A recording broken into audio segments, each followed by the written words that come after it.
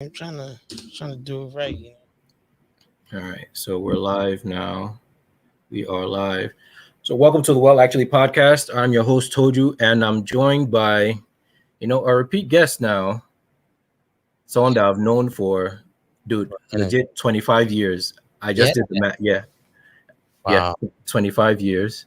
Yeah. 90, Six. 96. Yeah, That's crazy. yeah. The host of the Smiling Sufferer podcast, Mr. Yes. That's, Courageous himself. yeah. The co-host. Co-host. Co-host. Okay. Yes, Co-host. Co-host yeah, on this gotta get it right. podcast. I run the Smiling Sufferer Network YouTube account. Yeah. And on there I have several podcasts, including the Smiling Sufferer podcast. I have the Two Tobies podcast where we talk about politics, culture, history. I have the Smiling Sufferer podcast where we talk mostly about Afrobeat music, culture, current events. And then I have a new podcast which is called the Courageous Pod, which is just me, and it's just me giving my perspectives on everything from the perspective of one African in the diaspora, essentially. So the second one, the last one, that's just Corey Unplugged, basically. Pretty much. That's Just me. It's just me by myself. Just putting my thoughts out there, my perspectives. Okay. So those were the thoughts that are too hard for a smiling sufferer. Yeah, something like that. Something like that. The Smiling Got it. Sufferer is it's really more about a celebration of Afrobeat. Okay. And everything related to Afrobeat. But we also talk about current events. We talk about stuff that's going on in the news too. But for the most part, our focus is really touching on new music that's out there, particularly when it comes to Afrobeat artists. We think Afrobeat is potentially the future when it comes to world music. We have a lot of faith in the genre. And we also happen to be really, really big fans of Afrobeat artists. So yeah. Okay. So it's a good thing that it's like you're a professional at this. You gave me a nice segue there, because I had you. I invited you on because I wanted to get your perspective on a lot of things music related. Because I'm not going to say maybe you fancy yourself like a music critic, but I kind of see you that way, as someone with at least with a different perspective on whether it's music, whether it's the state of Afrobeat in general, or like granular stuff like what goes into a rollout of an album, or what an artist can do to like improve, or just the state of music in general. So Yeah, I do enjoy all genres of music. And all genres. well, most genres of music. I've always you know me since high school. I always had my earphones on. I was always bugging you for your albums whenever you came back, because you always had you had your Discman. And I remember I had a Discman, but whenever my Discman broke, I would come to you. I'll come to you for your albums, and you always had all these albums. So I've always been.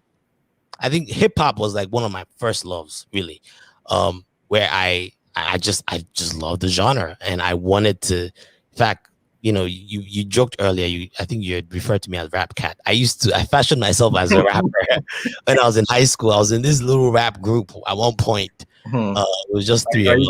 Are you gonna give the name? I forgot the name. All I know is that one of our boys. Do you remember Effa Iwara? How won't I? He's an actor now. I know he was in the group too. It was me, Effa, yeah.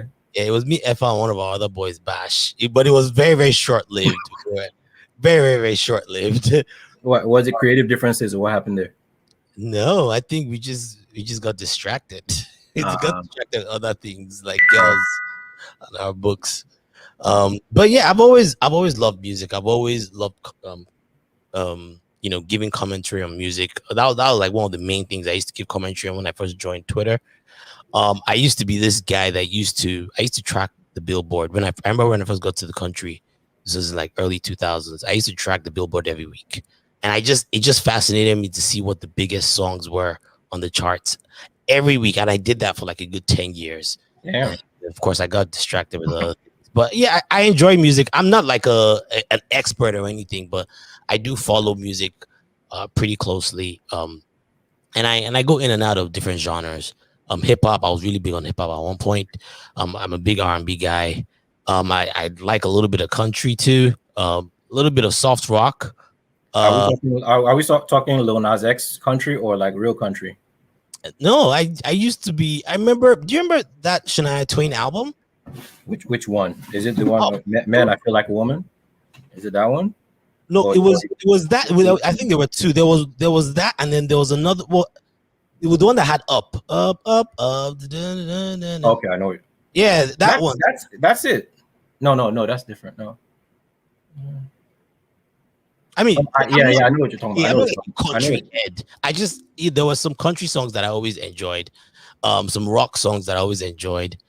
I remember I had a Daughtry phase. You remember Daughtry? Oh, a phase. I listened to Daughtry last week. What are you talking about? Of course. What? I still listen to Daughtry. Yeah. And soft rock. I remember there was these Canadians. I forgot their name, but they were big. What? Canadian rock group. What? Evanescence? No, not them. Even though I messed with a few of their songs. There was this other one. There was this guy with the lean face. I forgot his name. It's not Nickelback though. It was right? Nickelback. It was Nickelback. They're not Canadian. They're just not? No, I think they're from Seattle or something. I don't know. I thought they were Canadian. Are they?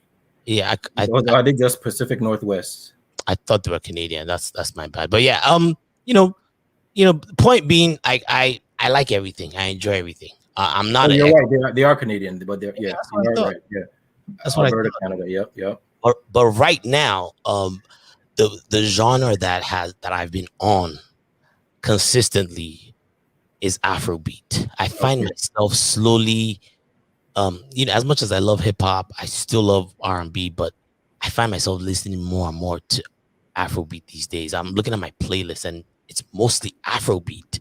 Okay. And there's just something about this genre of music that I don't know if it's the melodies, I don't know if it's the chanting, because that's something that's also unique to Afrobeat. There's just something about it that I feel is going to take over the world. Okay. Eventually. All right. So you know what? That I don't want to say that's unrealistic because like stranger things have happened. So in your mind, if you could give it, just like let's just cut to who do you think is on top right now? Wizkid. Wizkid. You said that very quickly. You said very quickly. No hesitation, nothing. No questions. Wizkid is on top. Is there even a close second? Is anyone even close second? I mean, Burna Boy was doing his thing at one point, and Burna Boy was kind of like the face for a very brief moment. The thing is, it's always been Wizkid prior to like the emergence of Burna Boy. It's always been Wizkid and Davido. They've been kind of going back and forth. Davido had his moment. The thing about Wizkid is Wizkid has had more, I would say, more household songs, so to speak. And when I say household, I mean songs that different genres kind of rocked with. I said different genres, different generations could kind of rock with. All the way back to Ojo Elegba. That was like the first major song that he dropped that everyone was like, okay, this guy is special. And that was a song that an old, 50-something, 60-something-year-old could listen to, and something that a young person could also listen to. So I've always felt like Wizkid has always been able to kind of span, different generations, songs like Pakurumo, songs that they play at weddings. And don't get me wrong, Davido has also had his. I was wondering when you were going to get to him. Davido has also had his hits too, but I feel like Davido has been more like party, dance, bedu type of music for the most part. What's wrong with that though? No, there's nothing wrong with that. I'm just saying, Wizkid. I found Wizkid to be more versatile in that aspect, where he could have a song for the club and he could have like just a nice chill out vibe tune where you're not necessarily in the club. He did it very well. And there's just something about Wizkid's melodies that long story short is it's always been Wizkid and Davido fans and Wizkid fans. And you had people that loved Davido, you had people that loved Wizkid. And they kind of went back and forth. And there was a period where so Wizkid dropped Ojo Elegba. He caught the attention of a lot of global fans. Okay. Right? It wasn't like massive, and that's not to say, you know, Afrobeat is necessarily like we didn't necessarily need global validation. That's not what I'm saying. But Okay. I do feel like when it comes to music, um, the more people that you can touch with your music, the more impact you have, and you can't deny that. And with the more people you touch, the more people enjoy your music. Uh, I think it puts you on a different kind of status, you know, than other artists. So Whiskey had that Ojo Elegba phase, that album, I think it was the Ayo album. It was nice, had some really, really good hits on it. He got the attention of people like Drake. And I think it wasn't too long after that Drake then put him on his album, on his first number one hit song, by the way, One Dance. Yeah, isn't that what Ramini said? Whiskey, Drake's, Lohe Drake. yes, yes, so Drake, Lil Drake. And then Yeah. you had Davido, who Mhm. just put out songs, and he never stopped putting out songs. The thing about Davido is he has a really good ear for hits, and he has a lot of people in his roster that write really good songs. So he kind of has like a pick of the litter. I always say Davido is like he's like his label, DMW, I be 30 billion gang. They're like they're like the OVO sweatshop where he has people making hits for him. You know what I'm saying? Like Yes, absolutely, absolutely. out hits. And Davido went through this phase where he dropped If, he dropped Fall, and then this Fire. song Fire, and these songs really started streaming. They were doing really, really, really big streaming numbers. In fact, Davido had like bigger streaming numbers than Wizkid at one point. So it was kind of like back and forth, and that was how it was going. And then Wizkid dropped his hits, and then, you know, now while they were going back and forth, there was this one guy, Burna Boy, which a lot of people knew was very talented. Mhm. And thing about, I would say Burna Boy is probably the most talented in terms of talent, too, in terms of being able to write a song, in terms of being able to put lyrics together. Burna Boy is not just a singer. I say he's almost like a lyricist that can sing and can put like a really, really good record. Like Burna Boy is someone that when it comes to talent, he can go toe to toe with a lot of international acts, just talent wise. I'm not talking about writing his, just in terms of his lyrical abilities, his pen game. Um, he's been doing it for a while.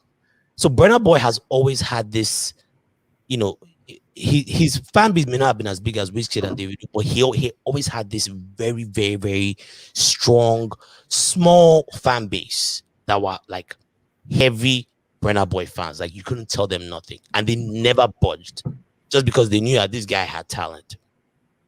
My co-host Wale, he happened to be one of those guys. Like he's been following Burna Boy since the days of Like to Party. I don't know if you remember. Yes, now. Yeah, like he even before then he's been following Burna Boy. But Burna Boy always had this really loyal fan base that kind of grew organically.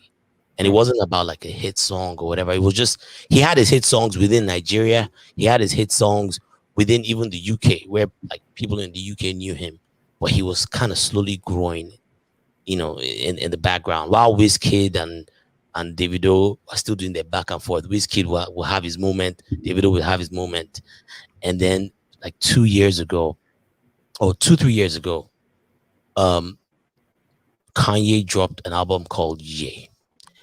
And people were trying to search for it online. And they kept searching for Ye, which happened to be one of Burna's really, really good songs at the time. Yeah. Mhm. And that was how Burna got exposed to this new fan base. A lot of them, Really? yes, Kanye stands that were That's looking. that's where the glow up came. Yeah, that was kind of what sparked this really like global attention. Don't get me wrong. He had his like fan bases in Europe and a lot of places, or even here in the United States, but they were smaller, more, and it was kind of growing organically. It wasn't anywhere as big until Kanye dropped that album called Ye. And people were searching for the album and came across this one song, and they noticed it was by this kid called Burna Boy. And that was how he started really catching fire in the US. It was a lot of Kanye stands that kind of discovered this guy. Well, they didn't discover him, but you know what I mean. Like, Yeah, they came across him. they came across him, and that was when his streaming numbers started going up. So, and from the and that's the thing about it. That's why, you know, me and my co-host always say that sometimes it's not really just about labor or talent. Sometimes it's favor. Sometimes it's just luck and timing. Because from that moment on, Burna saw that opportunity and he started working on his next album. And he made sure that that next album had like similar songs to Ye. That's when he dropped African Giant. African Giant had songs like it had that song with Zlatan, which was, I thought, was really big, Killing Them. That was like his smash hit right off the bat. But it had other really good songs on it. All right, so we're going to pause here. We're going to take a quick break, and Okay. we'll be right back. All right.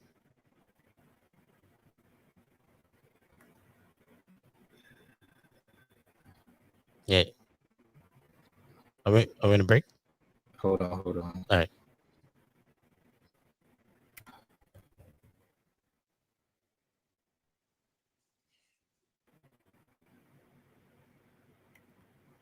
Trying to do something.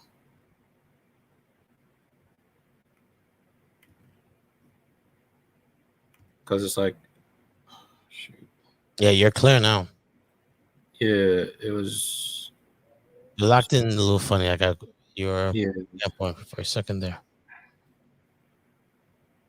Hold on.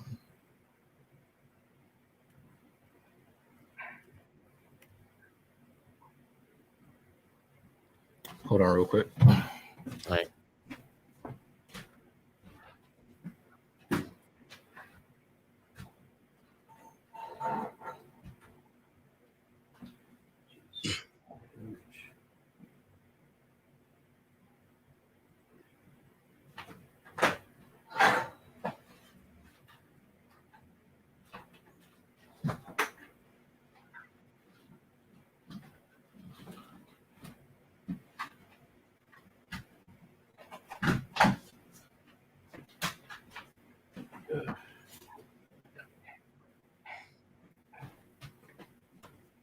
Try this in Norwegian.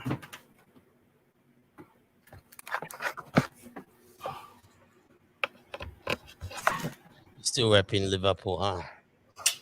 Bruh. You see my boys though. You see them shells. See this guy. Yeah, they're saying they can still hear us. Yeah, it's okay. Yeah, they can still hear us. Yeah, we're not saying anything controversial. Don't worry. You still want to take a break, or you want to keep going?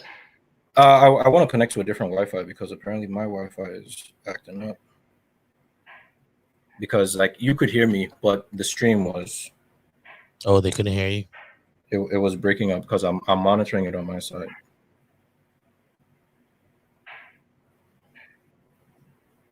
So it looks like it's a little bit clearer now, but yeah, looks fine. Yeah, but yeah, it's always going to be fine on our side. Oh, okay. So yeah, because we're in the studio version. All right, just.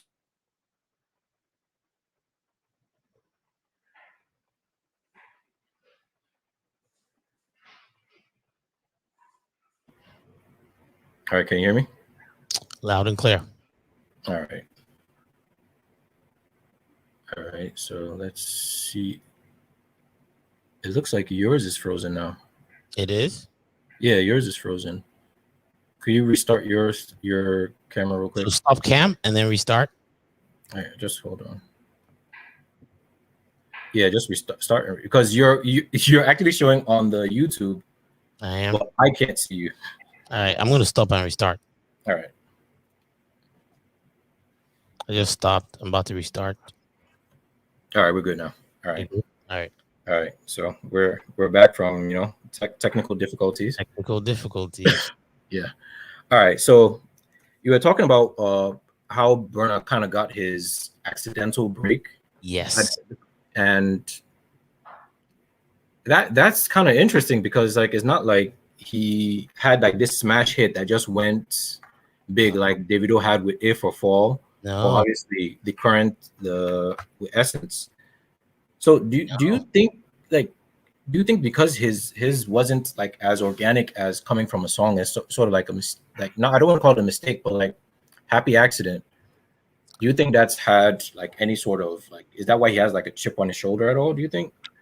I think that probably has something to do with it. But the thing is, Burner has always had this chip on his shoulder. The thing is, Burner has been out almost as long as Wizkid and Davido. Like Davido's first hit, Emma Dami Duro. Burner Uh-huh. Boy is in that song. In fact, he's dancing in the song. Some people Really? talk around and they say he's like a dancer in the song, but he's really just there supporting him. Burner is in that song. So Huh. Burner has been out for a hot minute. And I feel like he's always had that chip on his shoulder regardless. And Burner has always, you could tell he's that guy that's always felt like I am more talented than most of these guys. Like you could tell like he has that chip on his shoulder because the truth of the matter is that he can really write. He's written for a lot of, you know, people in the industry before. He can write songs. And Wow. he's been doing it almost as long as Wizkid and Davido, but he never really got the same kind of attention as they did. So I felt like he always had that chip on his shoulder. But you know, he dropped the album called Outside, which was a smash in the UK too. Like it was very popular in the UK, and he had that song "Yay" on it. Uh, And the song, you know, like I said, his fans love the song. You know, people that mess with Bernard love the song. But it wasn't until Kanye dropped "Yay" that his streaming numbers went up. Like you could see. So, like my co-host and I, Wale, we're always saying that sometimes it's not really just about just talent. It takes more than talent. It's favor over everything. Sometimes it's a matter of just luck. And it is a good thing if you have talent, but if you have talent and consistency, then it's only a matter of time before. Yeah, they were saying he had the song with Lily Allen. uh-huh. Yeah, it's only a matter of time before you know you get your due shine. That's just the truth of the matter. It's not. It's more than just talent. Like look at Davido for instance. You could arguably say he's in terms of like even his singing voice is not the best. Huh. But this guy, he's consistent. Like I don't know if you've heard like a live show of Davido. It's not. He Thankfully, no. doesn't. He Thankfully, no. doesn't. I have not. He doesn't necessarily have the best singing chops. But the good thing about Davido is he has a really good like like air for like melodies and songs and hits. So he tends to like the best songs he puts it on his EPs and his albums. Of He course. helps on the right features. And he knows how to make a really good hit song. So it's a combination of everything. It's a combination of having it all. It's not just talent. But I wanted to just finish my whole Burner rant. Go Basically, ahead. Go ahead. Burner had he got attention, and then he realized that okay, they finally noticed me now, right? And then he dropped African Giant, hits on hits on hits, killing them, massive hit in the club. And then African Giant obviously got a lot of attention because they had all these songs on there that people loved. And you know, at that point, he was getting a lot of international attention. A lot of these American art, American artists were like shouting him out. You know, featuring him. A lot of UK artists were already featuring him, anyways.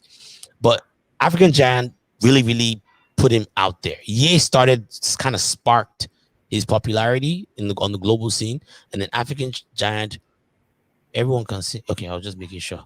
And then African Giant really put him out there, and then he was going to drop a second. Obviously, he wasn't going to let that go, so he was going to drop a second album, which was Twice as Tall, and he linked up with Diddy, who was already an insider, you know, and as a result, you know, Twice as Tall also did really well. Very popular song.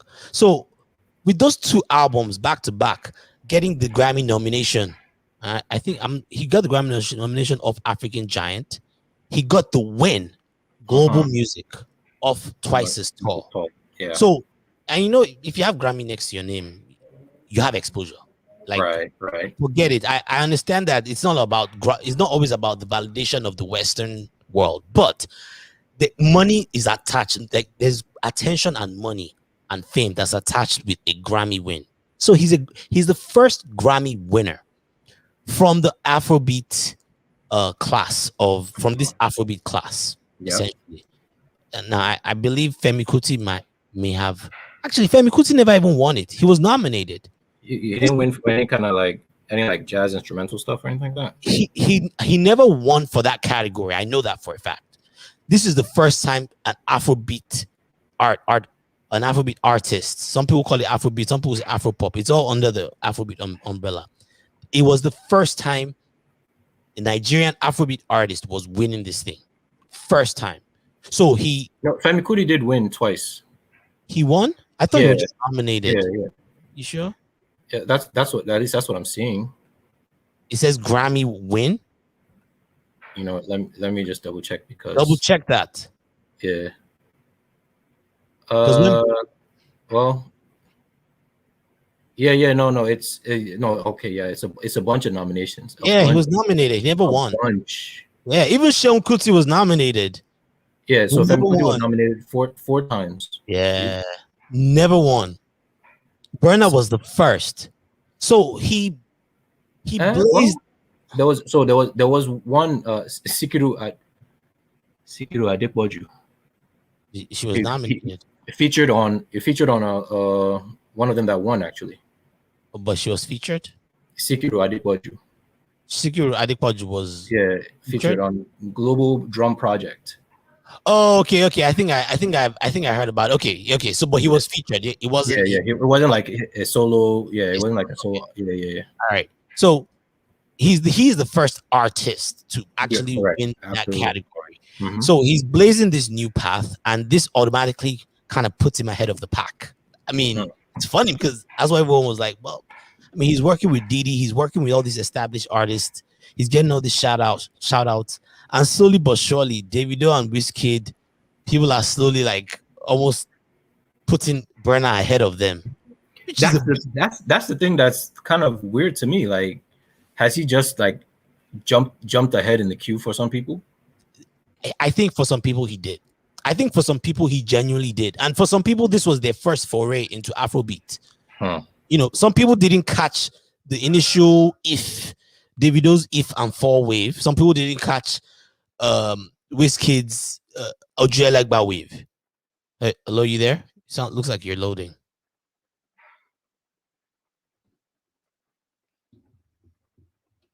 Jojo. Oh, it's just me.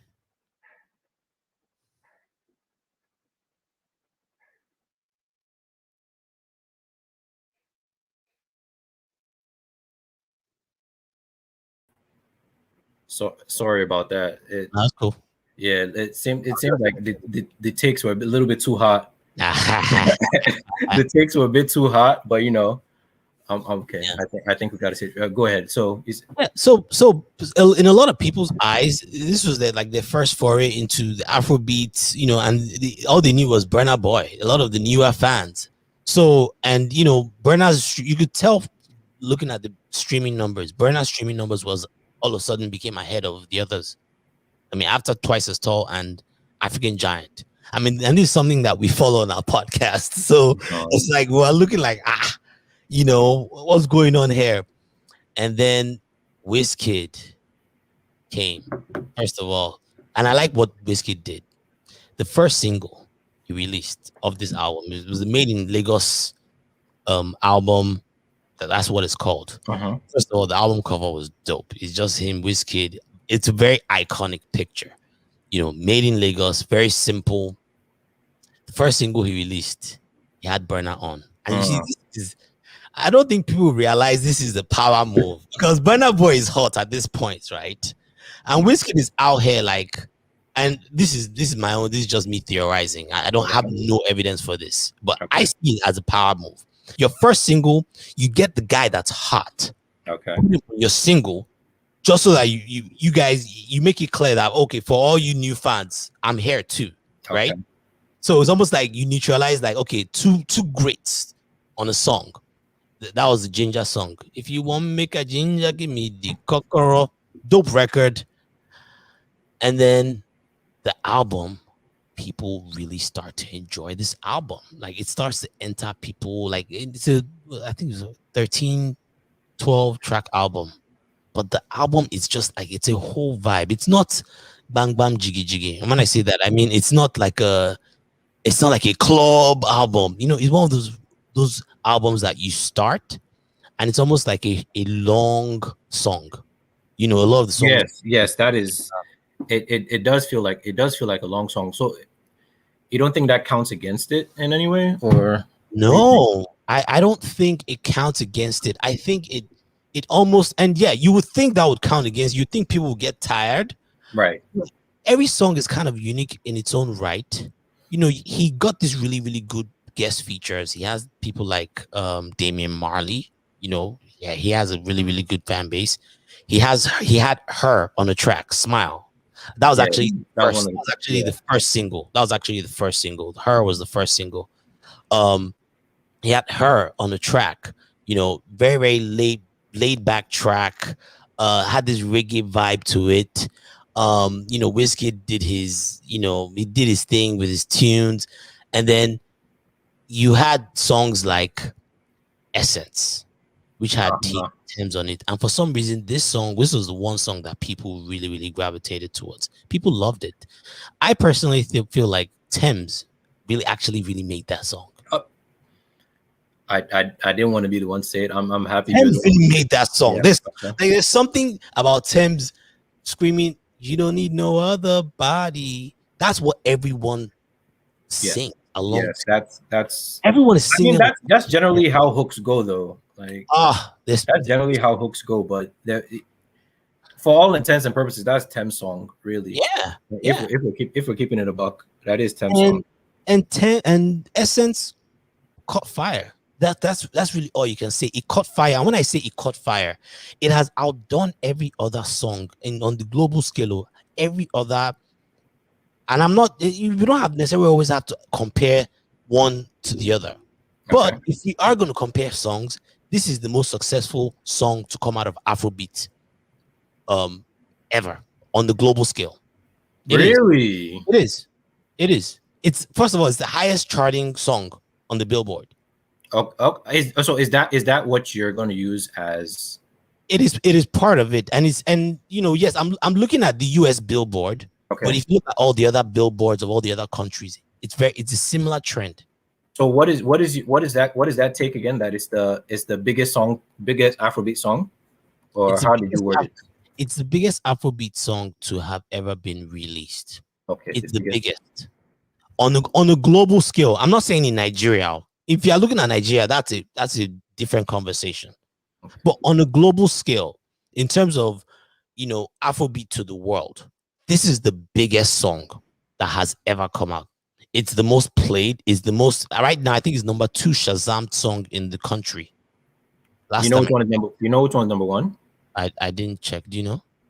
So it was something we discussed on the most recent episode. So it was a song that was played at the Met Gala when Kendall Jenner was walking up the stairs. Okay. And there was a song playing in the background. It was a CK song. CK. Yeah, CK. Oh. That Love Wanting to. He was on a song. Really? Yeah, it was his song that was playing in the background. It was very faint. Oh, yes. Okay, that was recent. I know. Yeah. You know, I know Essence has been on the show. Like right now, number 1 in the world. Not even. It was trending, and that's another hard. When you were mentioning something about Burna Boy, like favor over, like sometimes favor comes in because his song happens to be playing when Kendall was walking up the stairs. Wow, and Kendall is one of those people that. And I remember, like, that moment was kind of memed because Kris Jenner was at the top of the stairs with her phone, like saying, "You're doing great, sweetie." That clip. Wow. That little like 13 viral moment.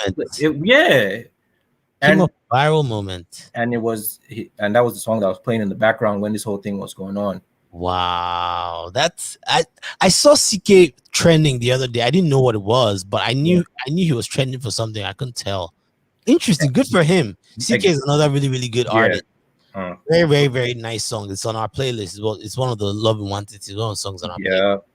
Yeah. But yeah, I believe Essence is the biggest record to ever come, like on a global scale, to ever come out of Afrobeat. I mean, and look, let's keep it a buck. The US Billboard is, if you're, everyone else is trying to be big on the US billboards. If you're Correct. big on the US billboards, your numbers are, that means your numbers are crazy, because we're looking at a country of 300 million people here, where there's a lot of music consumers. If you're even in the top 10, that translates to so much attention and money. And if you're number one, I don't disagree. forget it. If you're number one, forget it. And so far, last time I checked, Essence is the highest charting Afrobeat record to be on there. Actually, I take that back. I feel One Dance is the highest. I was gonna say, like, that is that one dance was that's because and people don't know this, but One Dance was produced by an Afrobeat producer. They gave it to, was it SARS or who did it? It was SARS. Yeah, it was SARS. Yeah, it was SARS. Yeah, it was SARS. SARS. Wizkid gave it. They'd done the song already. There was a version of the song already, and all Drake did was give it to 40. And 40 just added a little bit of pizzazz on it. But it's like I've heard the original song, the original reference. I think it was floating around for a bit. It was floating around for a bit. Yeah, it was. You're right about that. So I do think that's technically speaking, that's the biggest Afrobeat song. But if we're gonna credit it to an Afrobeat artist, it would have to be Essence. And as you can see, you see what Essence is doing. We see it all over social media. It's huge. It's a huge record. And as a result, and again, it wasn't just the song, it was the album too. His album was critically acclaimed. I mean, there are articles upon articles that have like gone over like this entire track list. And I was mentioning earlier how, yes, the whole album sounds like one big song, but I think that's what makes it so special. It's like its own little special body of work that really highlights Wizkid in a way that no other previous album has ever done before. Plus, it's like one of those albums that, like I said, it's not just bang bang jiggy jiggy. You can play on like on a ride, on a road trip. It's very laid back. It's good music. It's like honey to your ears. You know what I'm saying? It's not one of those albums where you necessarily need to be like in a certain mood. There are a lot of songs on there that can hit you in different ways. So as an album, as a body of work, I think it's probably one of the best albums to come out of Afrobeat in a very long time. It's a very, very unique, very consistent. And I mean, I'm a little biased too. I love the album. I really love the album. Essence is my favorite track. Which one is? True Love is my favorite track. The one with Damian Marley? No. Which one? There's another one called True Love. It's he has this other artist on it, a lesser known artist. But I love the album. I love the album. I don't remember his name now. Let me see. True Love. Wizkid. Teiwara and Projects. Teiwara and Projects. Yeah. Huh. Interesting. Yep. Okay. All right. So with your affinity for the album, it leads me to my next thing. So is it a lock for, is Made in Lagos a lock for Global Album of the Year? I mean, or do you think the Grammys will hesitate in doing it twice in a row for Nigerian artists? Why would they? I don't think they will hesitate. You know why? Because the Grammy is also smart. They saw there were a lot of Nigerians that kind of, suddenly paying attention to the Grammys, especially with Burna Boy being in there. They know they're not silly. Now I would have to also know what other albums are being featured. Like, and that's the thing. It's not really fair because most of the other albums on the World Album of the Year, most of the time we're not really paying attention to them. It's like Angelique Kidjo or some of that older. Yeah, she wasn't the one that won the first time. She won it the first time. Yeah, and it's like young people aren't really checking for all that, but I feel like the Grammy knows that. Oh, okay, we got some attention now, and it all boils down to. So the way it happens is, the minute you get that recognition by the Grammys, you become like a member almost. There's like a little, they have like a Yeah, little, you get to vote you get after. to vote. Mhm. So people like Burna Boy will actually get to vote now. Mm. And so I think I think he's a very, very strong shoe in for it. But again, it's unfair to say that if I haven't really heard the other Yeah, songs too, or heard the other albums or know what they've done. And it's not just a popularity contest too. The Grammy too, they like doing that thing. They won't necessarily give it to the most popular song. Doesn't always have to go to that. But if you're just looking at the young audience, I mean, this would be a shoe in. It would be a shoe in for sure. shout out to Ace on the check-in. All right, so all right, we talked about how Burna had his sort of serendipity moment, and we just talked about CK as well. So with Thames on Essence, do you think that counts as a serendipity moment, or is that just like being hot? Oh yeah, I think it most definitely is a serendipity moment for sure. Hmm. Like the minute it happened, you saw what happened. Drake put her on his album Yeah, almost immediately. yeah, He but didn't even waste time. but no, but think, but so check this out though. You know, the album came out last October. Yes. So was it last October, even last September? Yeah, it was last. It Oh, was like last October. Last October. fall of last year. Yeah, last October. Mhm. So it's been out there, Yeah, and the fact that he because I feel like that's one of the last songs that he put on the album on CLB. I think so too. Yeah, because he kept pushing it back, pushing it back. I think so too.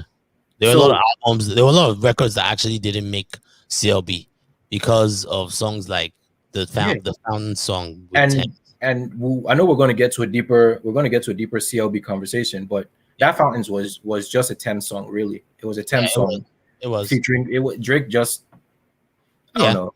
it was. Just to say he was an early adopter. That's what I think. Yeah. That's what I think this was. It highlighted Thames. Although I like the song. Don't get me wrong. I like the song, but I do feel like it was a one dance part too. And if you listen to both songs really closely, you notice the similarities. You could tell 40 just took one dance and said, "Let me make a beat similar to one dance," and then it put Thames on. But I like the song. I enjoy the song. It definitely doesn't have single potential, in my opinion. But Nah, I doubt. it doesn't have single potential. Nah. I doubt it'll be a single. Besides, Drake wouldn't just put someone on a single like that. Drake is very strategic with his singles. He does.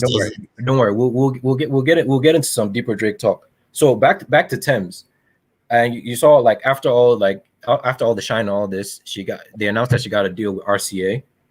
I heard. Yeah, same. Just like Wiz is on RCA also. I heard. So there's got to be a little bit of put on there. Oh yeah.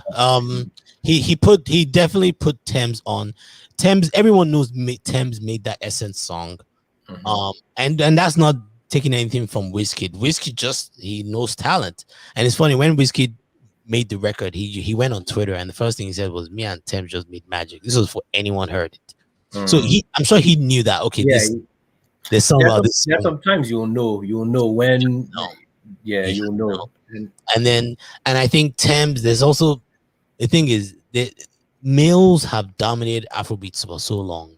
There's only like few women out there that you hear about. Like, okay, you hear of Tiwa Savage, you hear of Yemi Alade, and they've been in the game for a minute, but they haven't necessarily really had any like massive hits like that. So the minute Thames comes along, especially in a genre that's dominated by men, I mean, you have to snap her up. Like, it would have been silly for RCA not to snap. So why do you think that is, that we haven't had any like major female Afrobeat artists like hit it big? Because they've been releasing quality music this whole time. They have. I mean, even Thames herself has been releasing quality music. Thames has been dropping. I remember hearing her first record. This was before most people knew who she was. It was called, the first record that I heard was Try Me. And I watched the video. I saw it. We had featured it on our podcast too. We were like, this girl's special. There was something about her voice that was so unique. It reminded me of like a Lauryn Hill mixed with like. Really, you're going that deep? yeah, like there was just something so unique and crispy about her voice that I was just like, "There's something about this song. Try Me." It was just a really really nice record, and the video you could even the way she was performing in the video, you could tell Yeah. that okay, this girl she is this is what she's made for. Um, so but yeah, She, you I mean, did she had, wait. So just in case anyone is like, she had a couple songs before that. She had, I know she had Mr. Rebel before that, but definitely not to the level of Try Me. That's yeah. for sure. Try Me was wait, that Yeah, was Try Me was I saw the Try that Me was video, your that's how I introduction to knew her. about her. Yeah, yeah, yeah. I think Um, most. I think most people. Yeah, most. But Yeah. it's funny, but it's funny you mentioned that because Nigeria has a lot of really great female women like singers like that can blow, that can sing their butts off. TY is not even the best of like singing voices when it comes to the Nigerian. There are a lot of them out there. Man with me, there's like a ton of them. But Tiwa's pen is strong though. Tiwa has always had a really Uh, master pen game. Tiwa was writing for Brandy before uh, even. let's make sure anyone listening understands Oh, what. oh, for sure. No, Oh, no, for I'm not saying you. I'm saying like to anyone listening that is like, not. That's we can't doubt Tiwa's pen at all. Oh, But yeah. I know what you're saying vocally. Yeah. Yeah. Okay. There are a lot of artists that I can think of that, What about Tenny? Tenny is an artist that vocally, this girl can sing. She can sing and she can write. It's funny. When first time I heard Tenny, this is before she released a single. I think she had this video that had gone because she used to do all these IG clips out there. And she had this one IG clip where she was singing. I forgot what she was singing. It was this really, really beautiful ballad. And I was so inspired. Look at my crazy ass. That I have no background in being a manager. I messaged this girl, talking about, can I sign you? I didn't have a label. I was just that inspired. Like this girl can sing. She can sing. And there was just something about when she was singing that it was honey to my ears, man. I was just like, this girl is so talented. You see, that's someone that I would say is massively talented. And her talent, you would think she would be bigger than what she is right now. She is massively talented and she can, man. I'll leave it. And her sister to Neola, she's also She popular singer. yeah. But Tenny is special. She's special. And that's someone that I would have thought she would have been bigger by now. I honestly would have. She's a great singer. I think I believe so too, especially with the kind of content that she puts out, like even like supporting the work. Yep. Because it like the talent speaks for itself a lot, and she puts out like a lot of uncut, like studio, not even studio work, but like stuff that's like concepts, ideas that she's writing down. Yeah. And like she's just putting it out there, so there's no like filter on the voice, nothing. Nothing. I'm Just telling you, this clip I saw was before she had even signed any deal, before she had released a record. It was just her doing her thing on IG, and she was just singing this song. And I don't know what possessed me. I hopped in her DMs asking her, please, do you have a manager? You thought you were an A&R right there. I swear I went to AR mode. I was like, you got a manager. Like I in my head, I just figured I would figure it out. I like, this girl has talent. Obviously, I'm sure a lot of people already knew about her talent back then, but she is so good, such a good singer. But yeah, there's something about the Nigerian I don't know what it is. I think it's a combination of things. It's a male-dominated society because partly it's also dominated. The record labels in Nigeria, a lot of them are dominated by men. A lot of them are funded by men. Of course, a lot of them are actually funded by, to be honest, Yahoo money. A lot of these record labels. I didn't even want to make that correction, but it said, yeah. But so that probably has a factor. But I think part of it too is, it's a very, very the music game in general is a very, very sexualized industry too. And a lot of times they want artists that can also sell some level of sex. And I'm not saying there's anything necessarily wrong with that, but I think it's a factor. It's a factor. It's definitely a factor. Okay. And that might have an effect. I don't know how much of an effect, but I know that definitely that's something that fans are always looking for artists that can also kind of sell themselves visually when it comes to women. And I don't think it's the same as it is for men, you know. And you could say the same thing for a lot of genres here in the US Of too. course, R&B genres, you know, it's like it's not specific to Afrobeat, but yeah, there's pressure. There's pressure on women for them to be seductive too, you know. And I don't think that's necessarily Tenny's thing. Tenny's just a great singer that right. can blow. Like she is talented, too much talent, too much. But you know, I think there's still time. I think there's still time. You know, these things take years sometimes. I I mean, mean, this thing has been in the I game think for this you long. should take that advice. There's still time. You can still get her signed. I mean, if you try hard enough, you can still get her signed. I Don't worry. doubt Dr. Dollar would allow. I think Dr. Dollar is who she's signed to, who's also her producer. He's the one that produces like everything for her. Damn, Yeah, exclusivity. Okay. So. But yeah, you bring up a good point about women Afrobeat singers.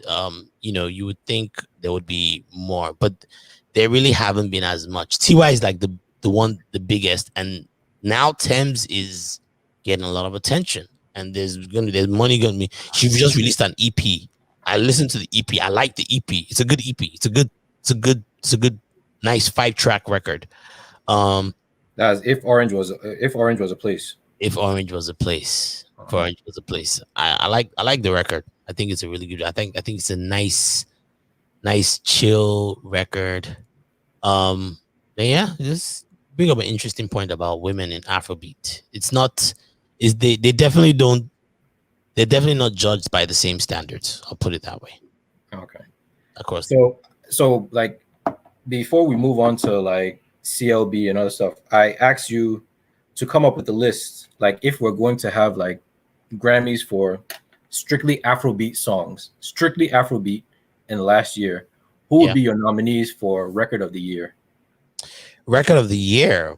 Good question. Good question. Okay, so do you want me to say what I think like the public would think or just my own personal? Okay, we can actually do both. You know, there's nothing that says we can't do both. Okay. So we're gonna do yours first. My personal favorite songs of the year. Okay. I won't lie, you know, Essence has to be one of them. Even though it didn't start out as one of my favorite, True Love really is my favorite. Essence definitely, because you heard it so much that it grew on you and you started, you know, Essence definitely up there. Wait, how many are you giving me? So it's how many do they typically have for Record of the Year? I think these days I think it's 6. 5 or 6, yeah. 5 or 6. We'll go with 6. Okay, so if we're going with 6, Record of the Year, Essence for sure. Okay. KPK. Tell us a quick okay. Really? That was a massive record. Okay. Massive record. And we heard that track. I was like, okay, this song is gonna go. This is just my own personal favorite. KPK for sure. The Best by Davido featuring Miracle. Okay. All right. I rock that one. I love that record. Parkwell. This is by Tiwa Savage and Davido. Again, this is my own personal favorite. It was never a single. It was on the album. It was on the album that she dropped last year.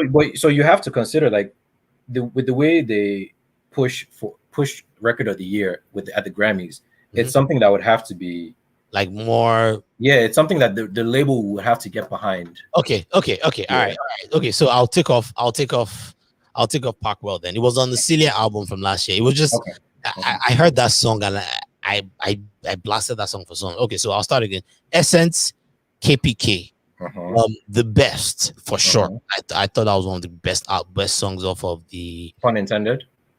Yeah, I know, pun intended. Can I still name? Okay, Onyeka. By whom? Burna Boy. Really, that's the one you're going with? It's my jam. Okay, that's the one you're going with. But that's on Twice as Tall, isn't it? Yeah. Yeah, but it can be nominated this time now, because remember, Twice as Tall was already last year. Twice as Tall came out before the cutoff. Remember, Twice. You're right. You're right. So You're this is no, something people might not. we're talking about record of the year. Sometimes the records. No, because see, so this is how it goes. Mhm. They announced the nominations either in late September or early October. Yeah, and So the cutoff is around September. So the cutoff is in early September. That's why Twice as Tall came out late August. That was the influence Diddy had on it, because it was going to be the last thing people would hear before voting. Okay. And that's why Made in Lagos didn't make that year. Fair. So Fair. Made in Lagos came out in October. Oh, then that means the best wouldn't be on there either, because the best was also an album that came out. I think that came out before that time too. Really? I think A Better Time. Oh no, you're right. You're right. A Better Time came out in November. November. Okay. Yeah. All right. So redo. KPK. Essence. We're going to address that one, but that one is eligible. But we'll go back that's my record, man. Okay. Essence, KPK, the best. Essence, KPK, the best. 1 second here. I'm looking at my playlist here. I wanna, because there's so many songs. I have to make sure that I'm not. Yeah, don't worry. You're because you're going to be judged by this list, so you have to get it right. Rema. Soundgasm. Yeah. Okay. Yeah. All right. I thought that record went. So not Bounce. No. Soundgasm. The performance of that record alone, I saw a whole other Rema. I mean, did you see the video? Well, that's the one that he was holding the guitar that he never actually played. Yeah. I know I sound like a hater when I say that. Like, he was holding the guitar that he never actually played, but you know. Yeah, that was it. Rema Soundgasm for sure. And the last one, okay, 6, Abby. Feeling by Ladipo. I was wondering if you're actually going to get to that one. Yeah. Okay. Feeling by Ladipo. And the last one here would probably be man, it's kind of hard to pick between these That's two. The thing. That's there's a lot of records. I mean, I guess I would have to go with Feeling by Ladipo, and I would have to go with Mona Lisa. Mona Lisa? Yeah. By whom? By Loje and SARS. It's a really, really good record. Can I add one more? You know, it's been a long year, so sure, go ahead. Okay, this one may be a bit controversial, but I see. Of course, it wouldn't be you if it wasn't controversial. I have to now. Naira Marley's coming.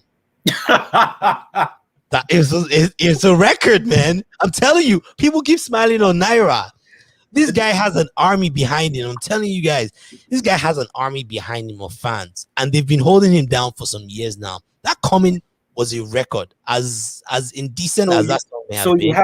You have two records from the same crew, basically, KPK and Coming. Yeah. Really? Yeah.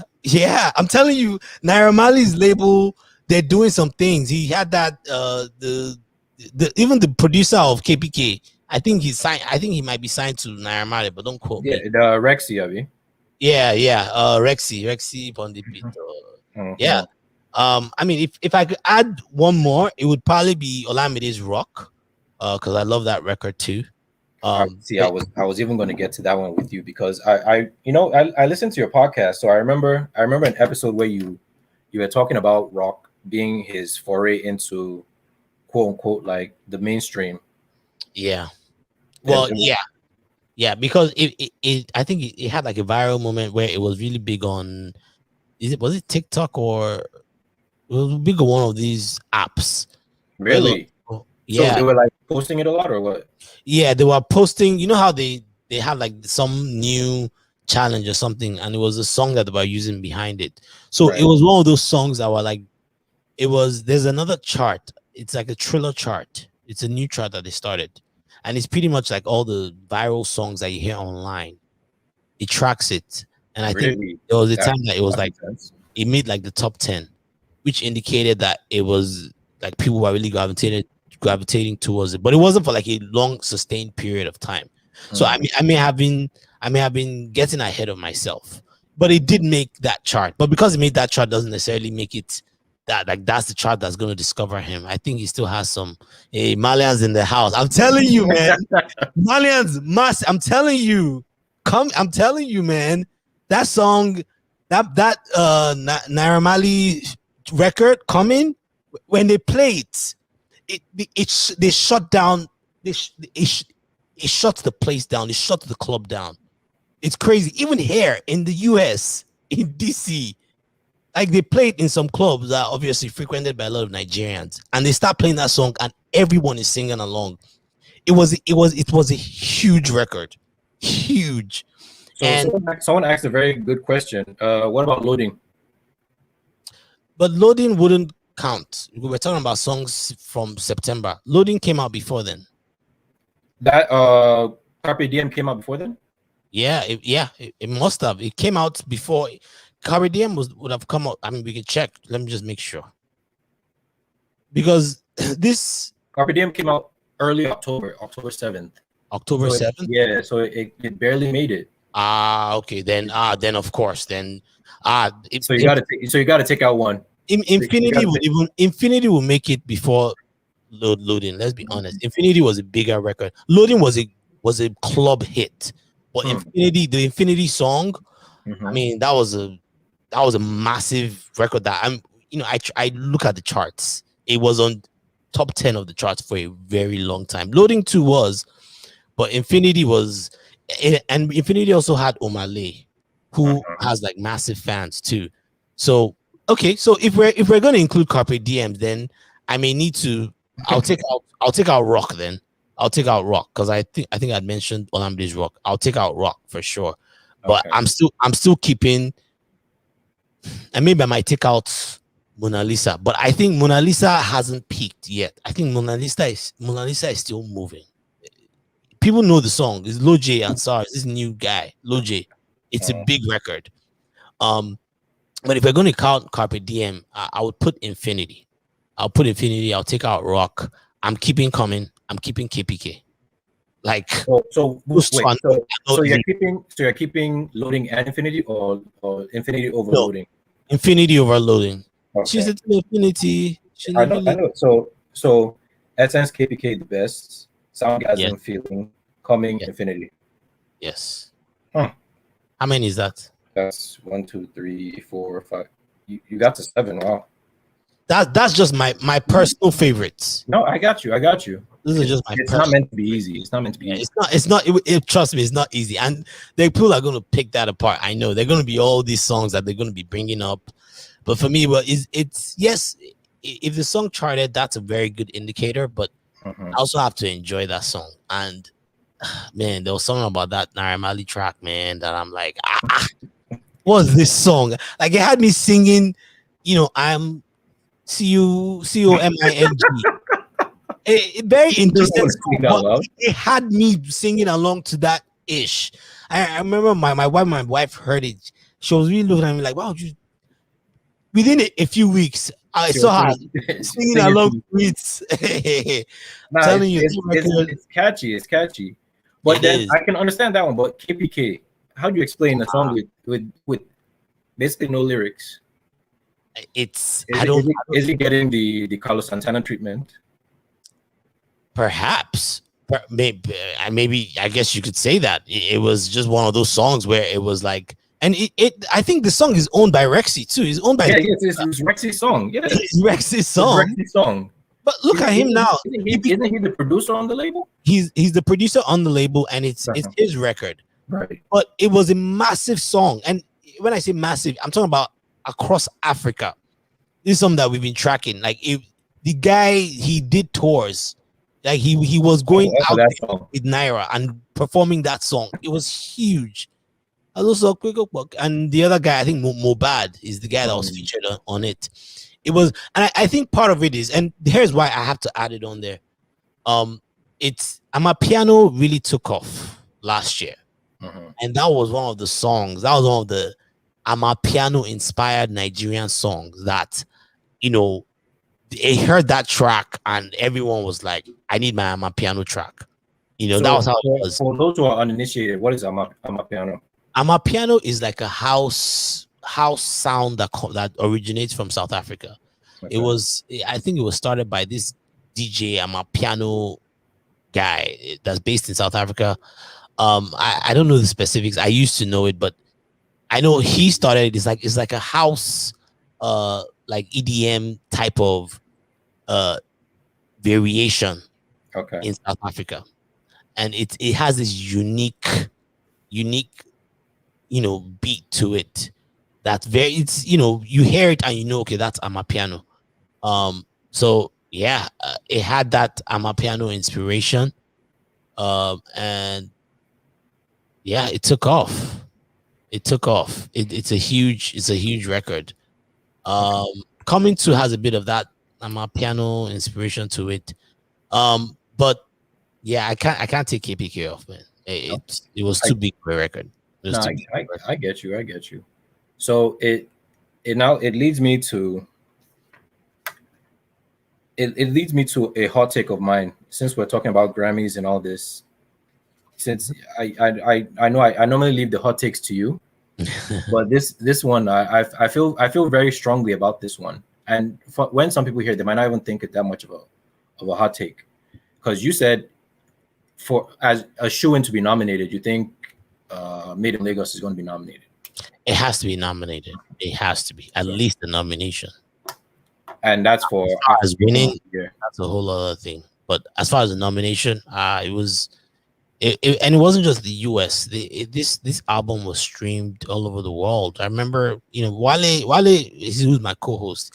He knows the stats because he's a big Wizkid fan. I mean, every time there was always a new barrier that was broken by Made in Lagos. The most streamed song in this country, the highest charting album here, and it was different all over the Europe, different countries. It had an impact. It was an impactful album, and that album went places. I think it's. I mean, right now, Wizkid is the most streamed Afrobeat artist, and a lot of that has to do with Made in Lagos. Now, Thames may have caught up or may have even passed him, or so, I'm not sure. But I know Wizkid was, as of last time that I talked to Wale, as last time we did a podcast, I know Wizkid was the most streamed artist at the time, but that may have changed since then.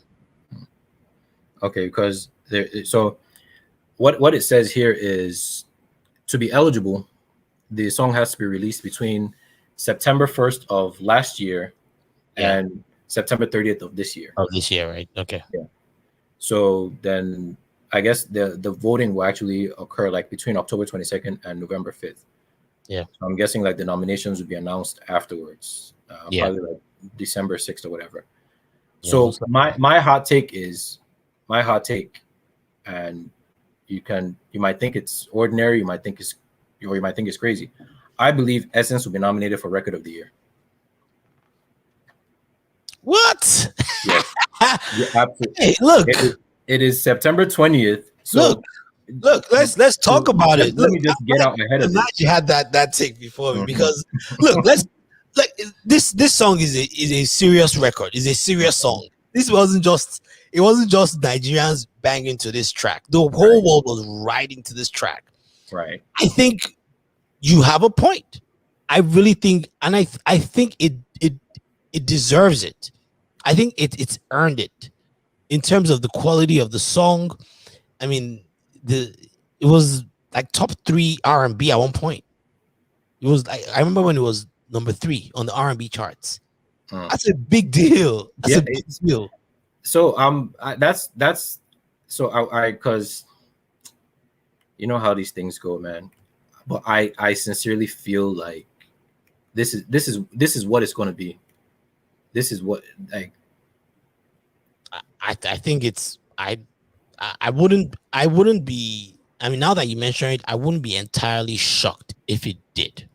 I would be pleasantly surprised, but I wouldn't be like, actually, don't let me lie, I'll be surprised. I'll be surprised because just because of the politics behind it too. you gotta understand, man. Each nomination, the kind of fighting that goes on for every single Yeah, nomination, I get that. the kind of But jockeying, politicking that goes on behind the scene. I don't know if Whiskey necessarily has that kind of muscle, but who knows? Maybe there's an angel out there, fighting on his behalf. because you gotta understand the amount of I don't even want to call it goodwill, but the amount of like the amount of pub that it's gotten with the way that people are like flocking to get associated with it. Yeah, yeah. Lil Duval put out a. Oh my god. When I Oh saw Lil Duval hopped on it, I was like, my okay, this song god. has really gone. It When the Florida people start oh my hopping on god. records, Oh my you god. know the song has gone. Ah, You know the song has gone. I saw that and I was like, do we have to do this? Do we absolutely have to do this? That guy from South Carolina too. What's his name? The rapper, the baby too, hopped on it. Oh, no. He did his wiggity Oh wiggity my wiggity wiggity on that it. one. I was like, Do we even have time to I address was, him and his multitude of sins? yeah, I wasn't expecting that all that wiggity wiggity wiggity. Was he even on beat at any point? No, Yeah, he's not never on beats. He just does his own thing. yes, he records and then he lets them put the beat that they want. Yeah, but Jada, the Locks was on it. Really? The Locks, yeah, they had their own version. Oh no, sorry, was it? No, sorry, it wasn't the Locks. Sorry, it was Raekwon and it was Wu Tang. It was the Wu-Tang. Yeah, it was Wu Tang. Sorry, it wasn't the Locks. Hmm. It was Wu Tang. It was Raekwon and Ghostface Killer. They had their version. Who else had a version? Someone else. There were like several other versions that I heard. Of course, you had the Justin Bieber record, which kind of it propelled it to another level. That's the part I was going for. That's what's going to get. It's the version featuring Justin Bieber that's going to get the nomination. You know what? I didn't think about. You're right. You're right, because I mean he did it with Despacito. Yes, and people are fighting Justin Bieber's battle, so that could take it to the next level. Wow. See? I didn't think about that. I didn't. This whole I wasn't even thinking about it. You're right. Justin Bieber's on the record. Hey, man. Justin Bieber, that guy's been consistent. He had like another record that was number one on the charts too recently. Is it the one with Daniel Caesar and what's the other dude's name? This one is with Kid Leroy. Which one is that? I didn't know about it either. I was looking up the chart the other day and I was like, Justin Bieber is already number one. This was before the Drake records came on the charts. Really? It was number one. Yeah. Justin Bieber was already number one. So that's why I keep trying to explain to people that sometimes there's a force already behind someone that just Justin Bieber hopping on that Essence track. This guy already had a number one track. He already had like a bunch of other songs that had charted highly. He's still kind of like in his rollout phase. I don't think he's done dropping singles. Bieber? So yeah, I doubt he's done dropping singles. I'm sure he still has another single in him. So you think there's a Bieber album coming out before the end of September then? No. There was a Bieber album that already dropped. This year? Yeah, wasn't there? The one that had the record that you're talking about. The Georgia record? Yeah, the Georgia. I thought the album dropped this year. I can't say that I'm really hip on the Bieber. Yeah, really Bieber stuff right now, but yeah. But the point I'm trying to make is that you're right. The fact that Bieber is on there really could propel his chances in the Grammys for sure. In terms of record of the year, it's and record of the year are the songs that people enjoyed singing. People people like that songs that went viral. Like it's those kind of songs that make record of the year. Good like radio songs is what I'm saying. Like radio songs that you can play on the radio. Essence has all those elements. It's just a feel good song. You don't need no other body, over and over and over. It's like a nice summer record. Yeah, man. I mess with it, man. I mess with Essence for sure. So it's September 20th. So anyone that's keeping track, it's September 20th. And my hot take is Essence will win. Well, not win. I'm not going that far. Will be nominated. It'll be nominated for Record of the Year at the Grammys. That's my hot take. If he's nominated, man, Whiskey will leave all of us. Who just leave us. But do you know the funny thing about that is you can almost guarantee that Burna will have some sort of subtweet over that. Yo, It's Burna gonna be always like, got a yeah, chip on the shoulder. it's He like, hey, always got a chip on the shoulder. And we've already record gotten of the record year. of the year. Yeah, that's what Burna will say. Yeah. He's like, Burna, we've already done this Grammy thing. Don't worry. uh, That's what Burna will tell us. I wonder what he's gonna name his next album. The I just hope it's not gonna be with Diddy again. Biggest Fish or something. No, I think he actually he said the name a while ago. He did his third album. I believe like there was some sort of I believe there's some sort of rollout. The same way he basically called himself like the underdog or something like that. Oh, Yeah, really? he's like you know how he likes to say some type of story about what the next album is going to be. The same way he had the rollout for Twice as Tall. Yeah. I think he had like a new, like, I don't know. He basically said he might change his mind on it, but I feel like he did say what the name of the next album is going to be.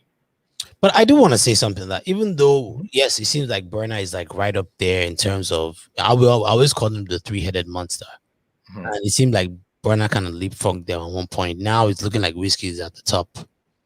I think in terms of just Afrobeat, among our Niger people, the fight is still between Whiskey and Davido. Okay, I thought you were gonna say something else. The fight it's still Whiskey FC and 30 billion gang. I'm telling you, man.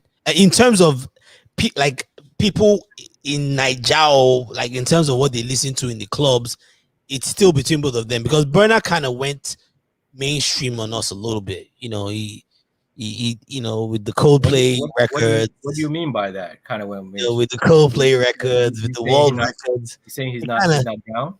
I don't know. He kind of went mainstream on us, man. I mean, he still has his Zanku type records. Don't get me wrong, but so what about Kilometer? Davido, the thing about Davido keeps feeding he's feeding the clubs, like, and that's a big driver for Afrobeat. It's the clubs. It's the club records.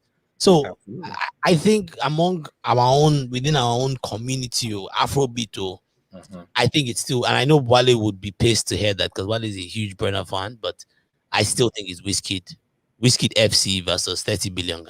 That's just and third place is Burna Boy's. And third place, honestly, like I said, within this crowd, I think Olamide is probably I was probably nipping at their butts. I didn't want to set you up there, but I was trying to see if we're going to forget about him there. Oh, Olamide has been in these streets for a while, and he's been serving.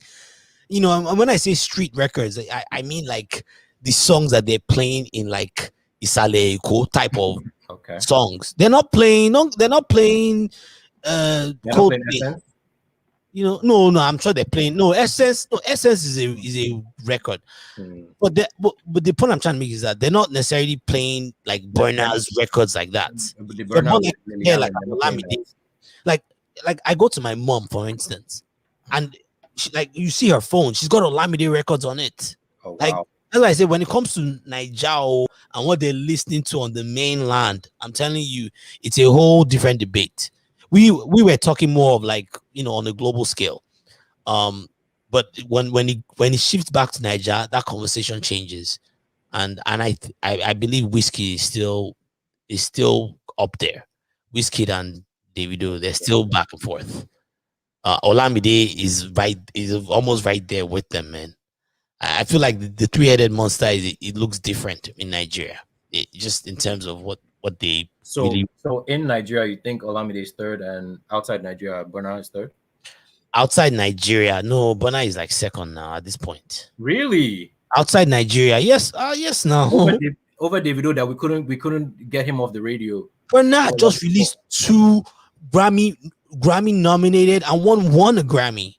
So globally, of Burna, Burna was ahead until Whiskey dropped this Made in Lagos album. That's what I'm saying. Wow. Burna is up there, and Burna is gonna he's gonna feel like he has more to prove now. This is not a hot take. He just dropped 2 Grammy nominated albums. It doesn't get any bigger than that. He has, trust me, there's a whole different set of eyes looking at him now.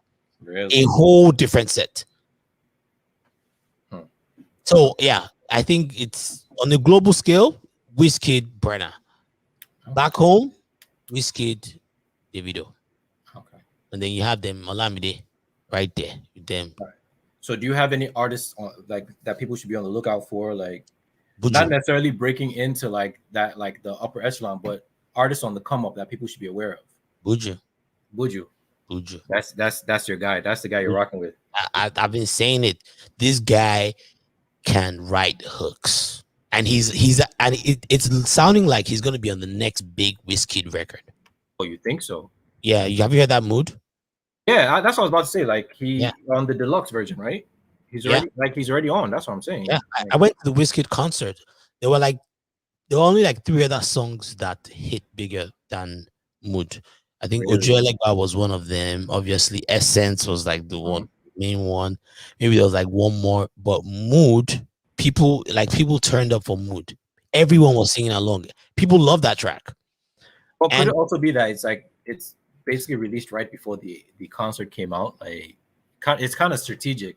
Yeah, it was released, but there were that wasn't the only song that he released. I mean, like of the second crop, it's the hottest song of the second crop. It is the hottest song of the second crop, but with an artist that has already been generating his own buzz with.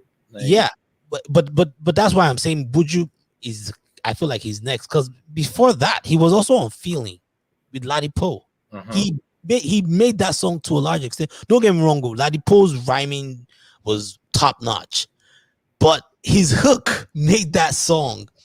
And before that, he was on a Black Bones record too that was doing numbers on Apple Tunes. Like this guy has been, and then he has another song on Black Bones biggest record. Oh wow. Yeah, it was Buju.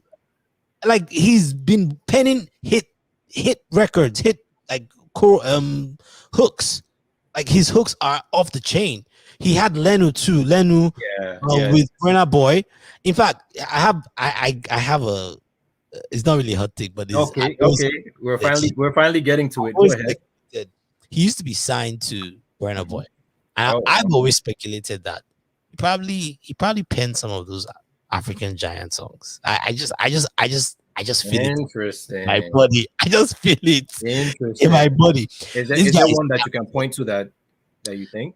I can't think off the top of my head. There was one record that I remember listening to that I kept feeling like this sounds very Buju-esque. But there's something about Buju's melodies. It's really his melodies. They're very unique, and he has a very unique tone to his voice too. It sounds like he doesn't have anywhere else to be. He's not in a hurry to go anywhere. Yeah, I don't think so, man. I think that's like one of the guys. You know, outside of that, I would say Tenny's overdue, man. Yeah, that's what I was about to say. Like Tenny has been around for a while, so Tenny's overdue. I mean, I didn't call it like newcomers, but like who do you think is up next? So I feel Tenny's overdue, but I think as far as up next in terms of like just making that step to start like hopping on records, I think Buju, and he's already started it. And we called Buju early on too. We called that. We knew. Well, like this guy is special. There's some others too. You know, obviously Omale is someone too that you have to watch out for. Omale, he has a very, very strong fan base. Very strong fan base. So if you had to, so is there anything to like between Omale and Rema? Like, do you think it's even close, or Omale has surpassed him? No, I don't think Omale has surpassed Rema. I think Rema is the future. And when I say is the future, I'm talking about when it comes to the next crop of big artists. You are just asking like right now who's No, I know because I feel like Rema was about to have his moments with that with how am I drawing a blank? No. Soundgasm? No, before his his first like real hits. The one. I too like woman. No, dog. No. I'm telling you, these guys had hits. Like No. I'm talking about his main one. his main one. Yeah, do maybe. So how? Maybe yes. Do maybe. I feel like that one was gonna have its moment, and then the pandemic shut everything down.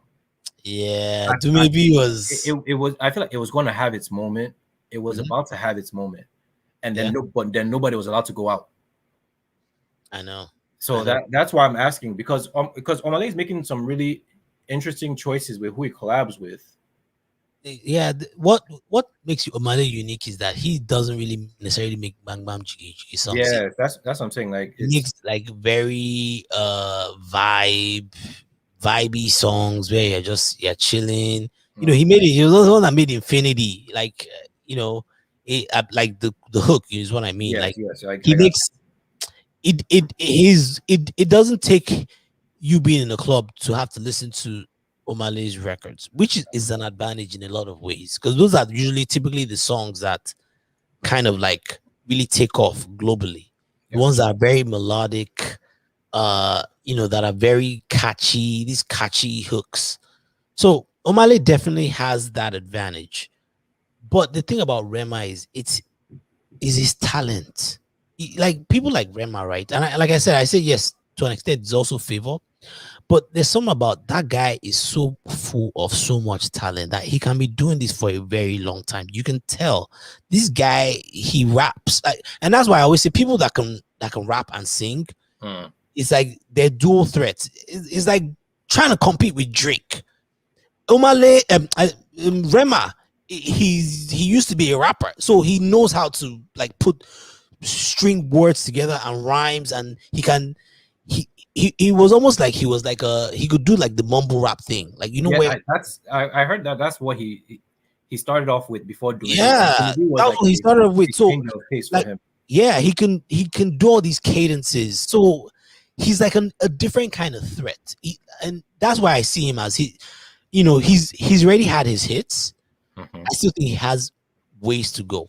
So I put him in his own corner. Like, Rema is like the next crop of artists that he's gonna be blazing the way, and he's very experimental too, which is really why I really appreciate Rema.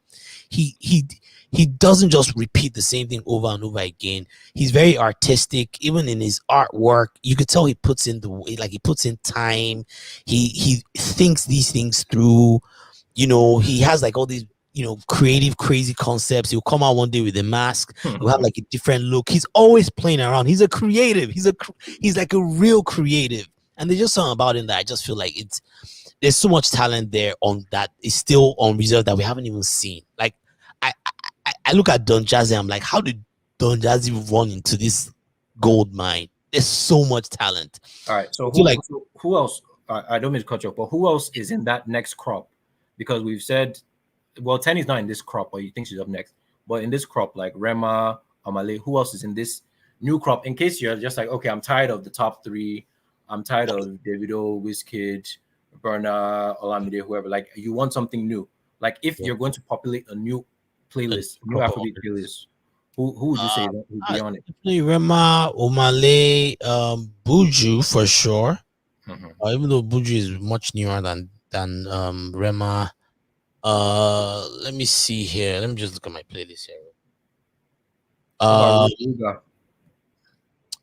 Ruga has one record. He has one record. One song or one album, because he doesn't have an album out. I think he has an album, but he has that one big record. Just that Bounce. He has Bounce. He has Ruga's Bounce is a jam and a half, but he's done it once. I need to see it again. I'm not gonna get ahead of myself at all, because I've seen a lot of artists like that where it's like, you know, you're thinking the next and you're like, well, they couldn't really pull it off again. Really? Yeah. So I need to see more. I need to see another one. I need to see him do it again. Obviously, you had the guy that did Peru.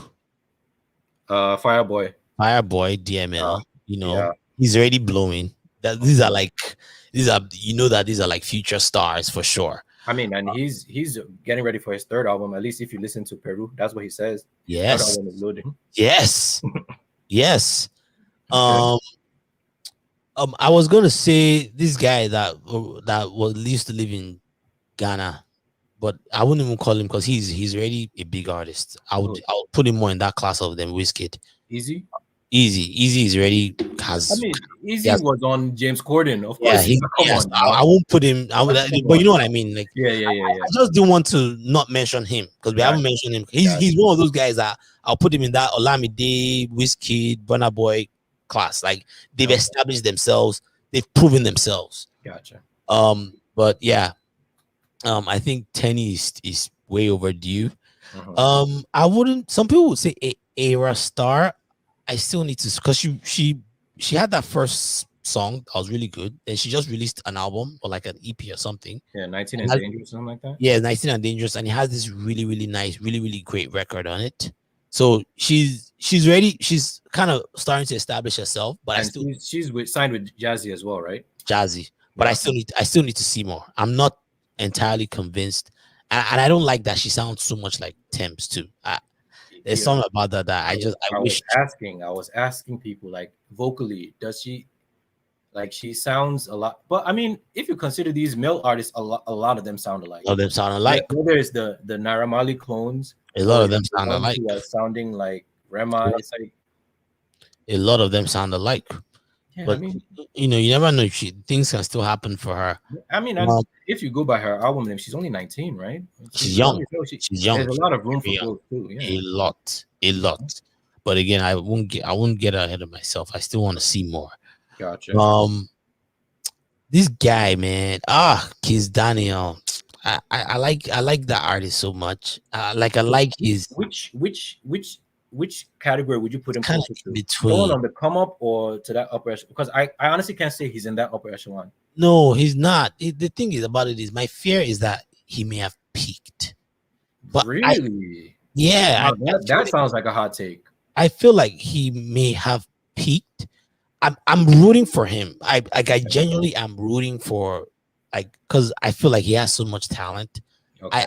There's something about his style of singing that he reminds me of these old school Yoruba singers, like the Ebenezers. Like there's just something about him that he gives you that nostalgic feeling when he sings and he sings in Yoruba and just drops some lines for you. Like, there's something about him that's so unique.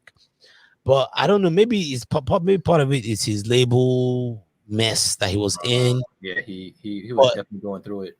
yeah, it just feels like you know, no bad songs was like I was like, man, and you know, and then he dropped some records here and there, and I just don't think I don't think it's been as consistent. He drops records, yes, but he's not like dropping record where he's like constantly staying in your mind. And this music business is hard. It's not easy. It's like there's so much information out there. There's so many records artists out there that they're all competing for your attention, and there's only so much any one person can. There's only so much attention you can give any one artist. So just someone I wanted to just like a shout out to. I really like him. Um, there's this one guy that I okay. Well, there's CK. There's CK. But there was someone that came up on my playlist that he's actually based here in the US, and I wouldn't really call him an Afrobeat artist, but it was someone that I really like. I think he's so talented, and this guy he can sing in Yoruba, he can rap, really talented. He's not really known like that. Like he's not on the charts. His name is Hamid Ido. Hamid Ido. Yeah, he's actually a local artist. He's based out of the DMV area. Is this your artist, Mr. A&R? He's my artist. He's not my artist. I've actually been trying to get him on my podcast, but the guy keeps curving me, man. He keeps curving me. Oxlade. I was because me that's Oxlade. How could I forget Oxlade? For a 6-week period. I was literally listening to only Oxygen like for Oxlade. That guy. Yeah, that's another one of the guys that he's the next crop of. Okay, so I mean, Oxlade, Rema for sure, Omale, Fireboy. I mean, these guys are like they're already certifying themselves, right? You know, and it doesn't look like they've peaked. These are guys Where would you put Bella Shmurda then? Bella Shmurda had so much potential, and he still does. My thing with Bella Shmurda is I don't think he has really good management. He's been having all these issues. Um, What kind of issues? so like for instance, there's this one video that was circulating of him not too long ago, a few months ago, where he was performing and he was drunk. Oh, And it's just like okay. you're a new artist, man. Like Mm, you already have an alcohol problem. Like what's going on here? And then recently, apparently, he had like some label issues ah, where his label might have dropped him or something. It was just oh something damn. going on with his label. So and so stuff like that affects artists' ability to be able to really produce music. I felt like he was talented. I felt Right. like he was like the next Olamide. You Right. know what I'm saying? Like Mm-hmm. this guy could, as far as like Niger streets, he could hold it down. So you thought he was going to surpass Naramali or I, Zlatan and those guys? I mean, I don't know about surpassing, but I thought he I was mean, going because to. because when you jump straight to Olamide, that's what it sounds like. No, I just felt like he could get in that lane. Okay, Would okay, do okay, okay. almost So not on that level, but that lane. no, not on that level. No, Okay, okay. Lambi is over 10 years in the game, man. It's not you're not gonna catch up to Lambi, man. Like he has too much of a catalog. Mm, So yeah, so those are the people. So I wouldn't say Bella Shmurda just because I don't think talented guy, but nah, I don't. I think he needs to show a little bit more seriousness with his music. And gotcha. what I've seen so far, it just doesn't seem like he is as serious with his music. He just seems like one of these guys that are he's getting consumed by the fame he's gotten so far. One more guy All that I right. wanted to mention, World D. Okay. World D is a very special artist. Really, really, really great singer. Some people wouldn't even really consider him Afrobeat like that. He calls himself Afro Soul or Afro R&B or something like that. He has like his own little genre. But he's very talented. He's one of those guys that um I think he feels a bit blackballed by the industry. Really? Yeah, according to him, I know he's felt like a little bit shunned by the industry. And I read some interviews where he was talking about how some people were because he's one of those guys that came from Yankee, you know, Gotcha. and he came with pedigree. This is someone that used to write for artists here in the US. It Oh, kind of reminds me of Tiwa Savage's right. track record where she started out writing for like established artists. He knew about like production, like correct studio production here in the US. He had worked with all these some relatively well-known artists here, so he went back home hoping to blow. And you know how it is now when you come back, you Mm, know some people feel like you're kind of like encroaching their space, like damn. this guy coming from Yankee China. So I feel like he was a little shunned by the industry. But I think there's a lot of talent there. And I don't think he's even close to peaking yet. I think he's one of those his voice is a very, very rare voice. Like he reminds me of a seal. Like in terms of Really? That is, yes, you're that high on him? he has a great voice, man. He has a really, really great like and he's one of those people that he can jump from Afrobeat and he can jump to a ballad. Like that's the kind of voice he has. He can sing like a pop song. Like he's a really talented artist, but he's trying to do it within the Afrobeat lane. And I think yeah, he's not getting his just due. He's not getting enough of the looks that he could be getting. He's worked with some really good producers, but that's also someone that I feel has a lot of potential. So those are the only people I can think of right now. I know there's some other people like Bad Boy Teens, but I need to see more from them. Yeah, I'm not yeah. gonna jump on that bandwagon. So yeah, Rema, Omale, Oxlade, Fireboy, um, Tenny is overdue for sure. And I feel like Wall D is someone that gets overlooked a lot.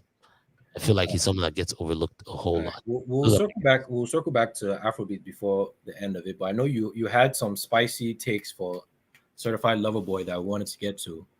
Yeah, man. with regard to the OVO Sound Factory. Uh, so let's hear it. OBO Like, sweatshop. so let's hear what you have to say about Certified Certified Lover Lover Boy. Boy. Uh-huh.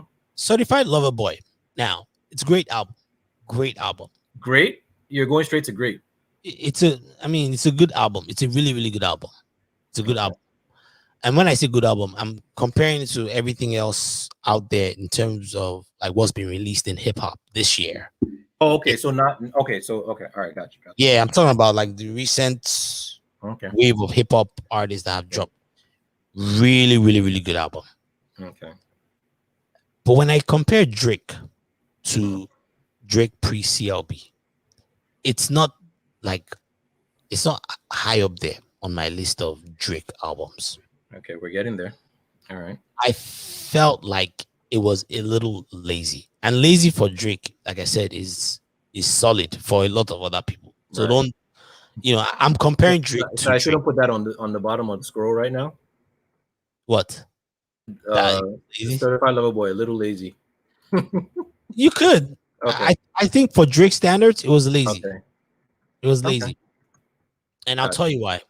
Go ahead.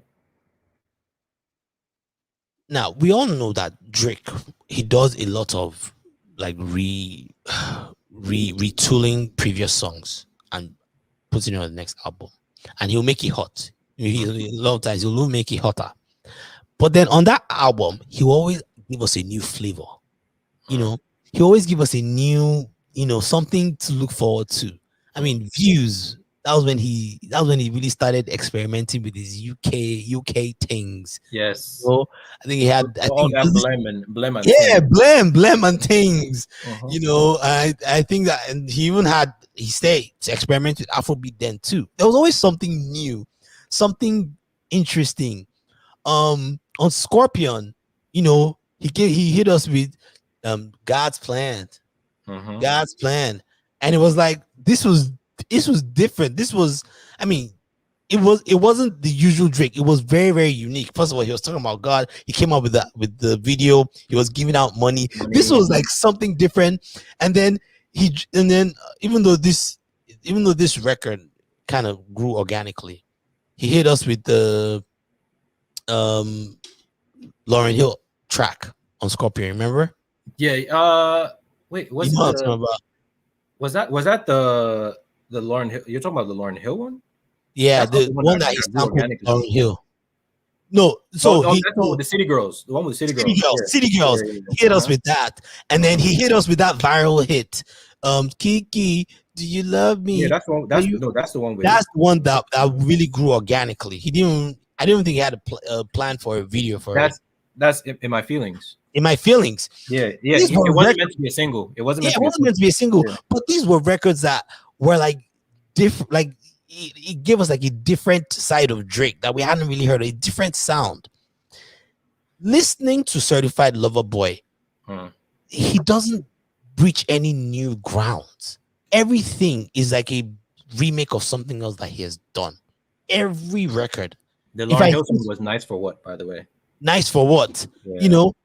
Where he with that I think it's like a down south beat that is like a very typical. I've got it's Nolans. It's Nolans. Yeah, it's the Nolans bounce. Yeah, like that was different. Like he was experimenting with CLB, right?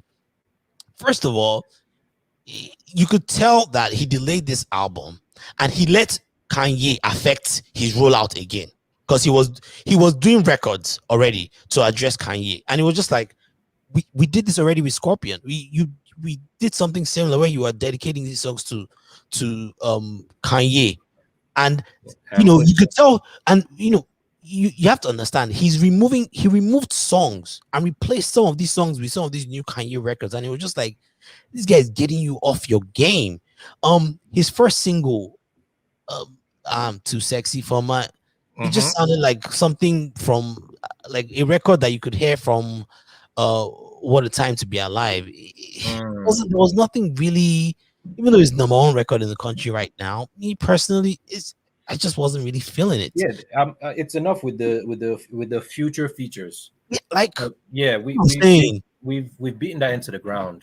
Like, Yeah, come on, like we get it. Like both of you are F boys. We get it. We understand, you know.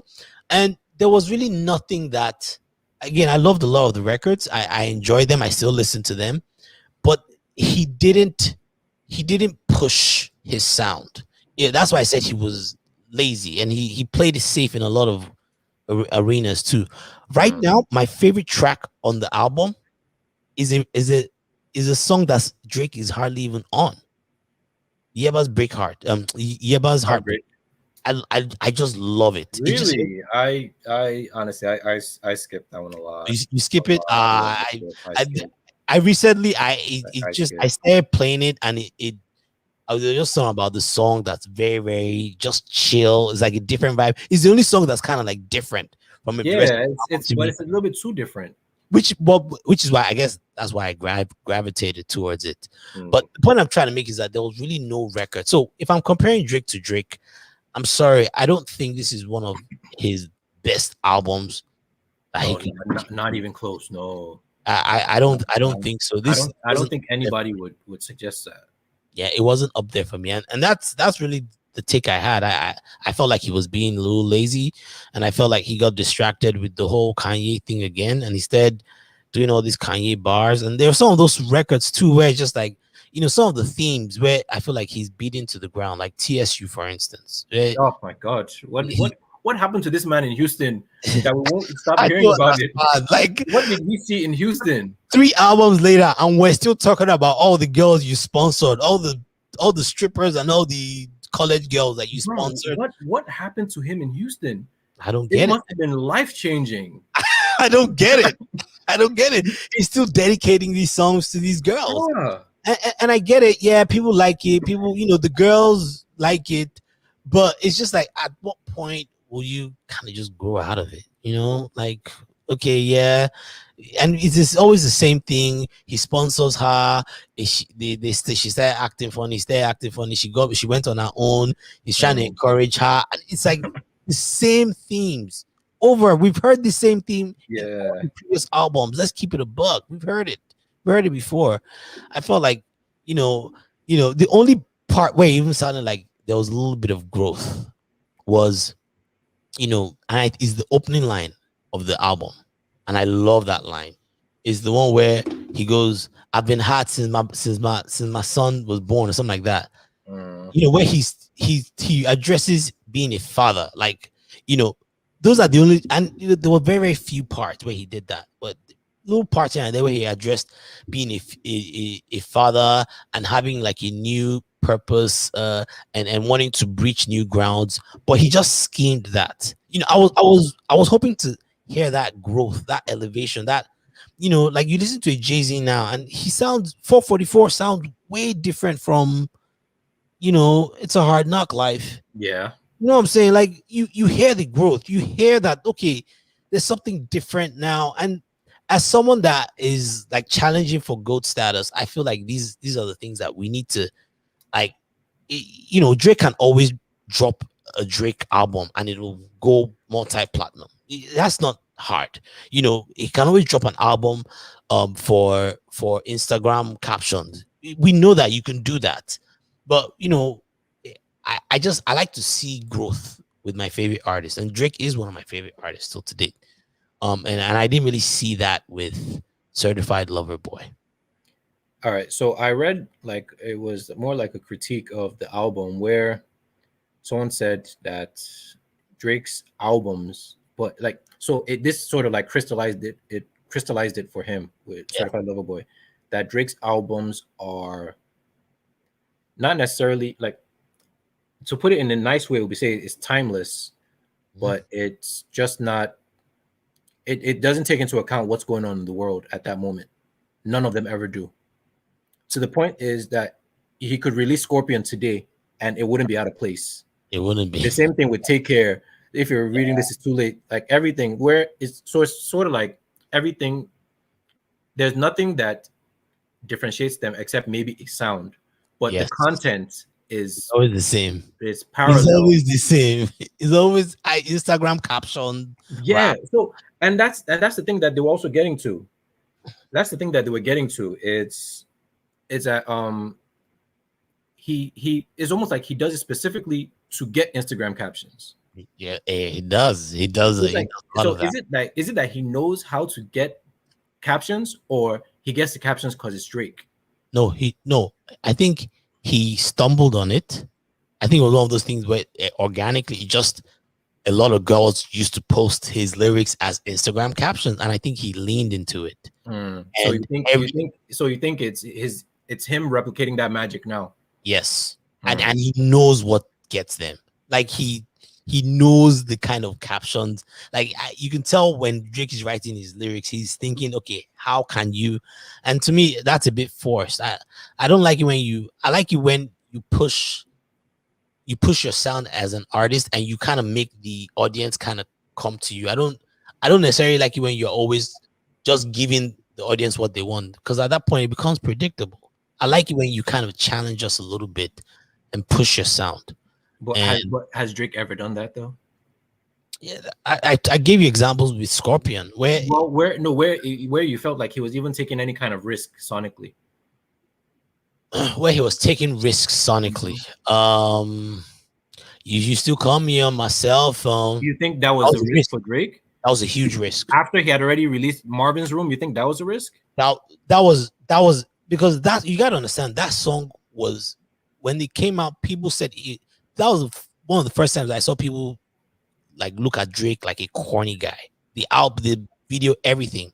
But you know, at that point, that was his highest charting song. Hotline Bling was his highest charting song till One Dance. That was, yes, I remember. That was number 2. It got to number 2. Hotline Bling was his highest charting song. But I'll tell you why you got to remember, this wasn't originally his. The song was like, it was drama.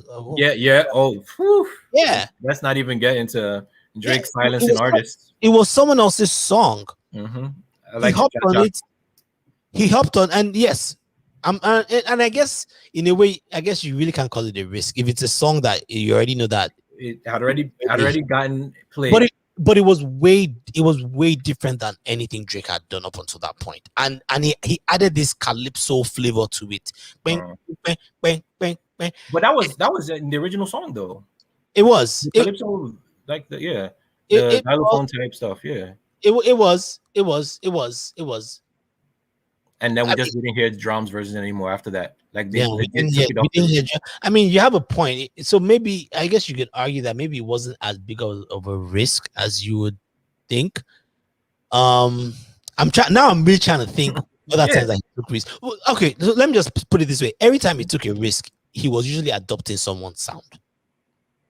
Like collecting like Infinity Stones. Yep. Yeah, something like that. The drama song, there's no way he could have known that it would have worked for him, but it did. The UK vibes stuff, there's no way that it could have worked for him, but he did. He somehow made it work for him. Even like the Afrobeat influences.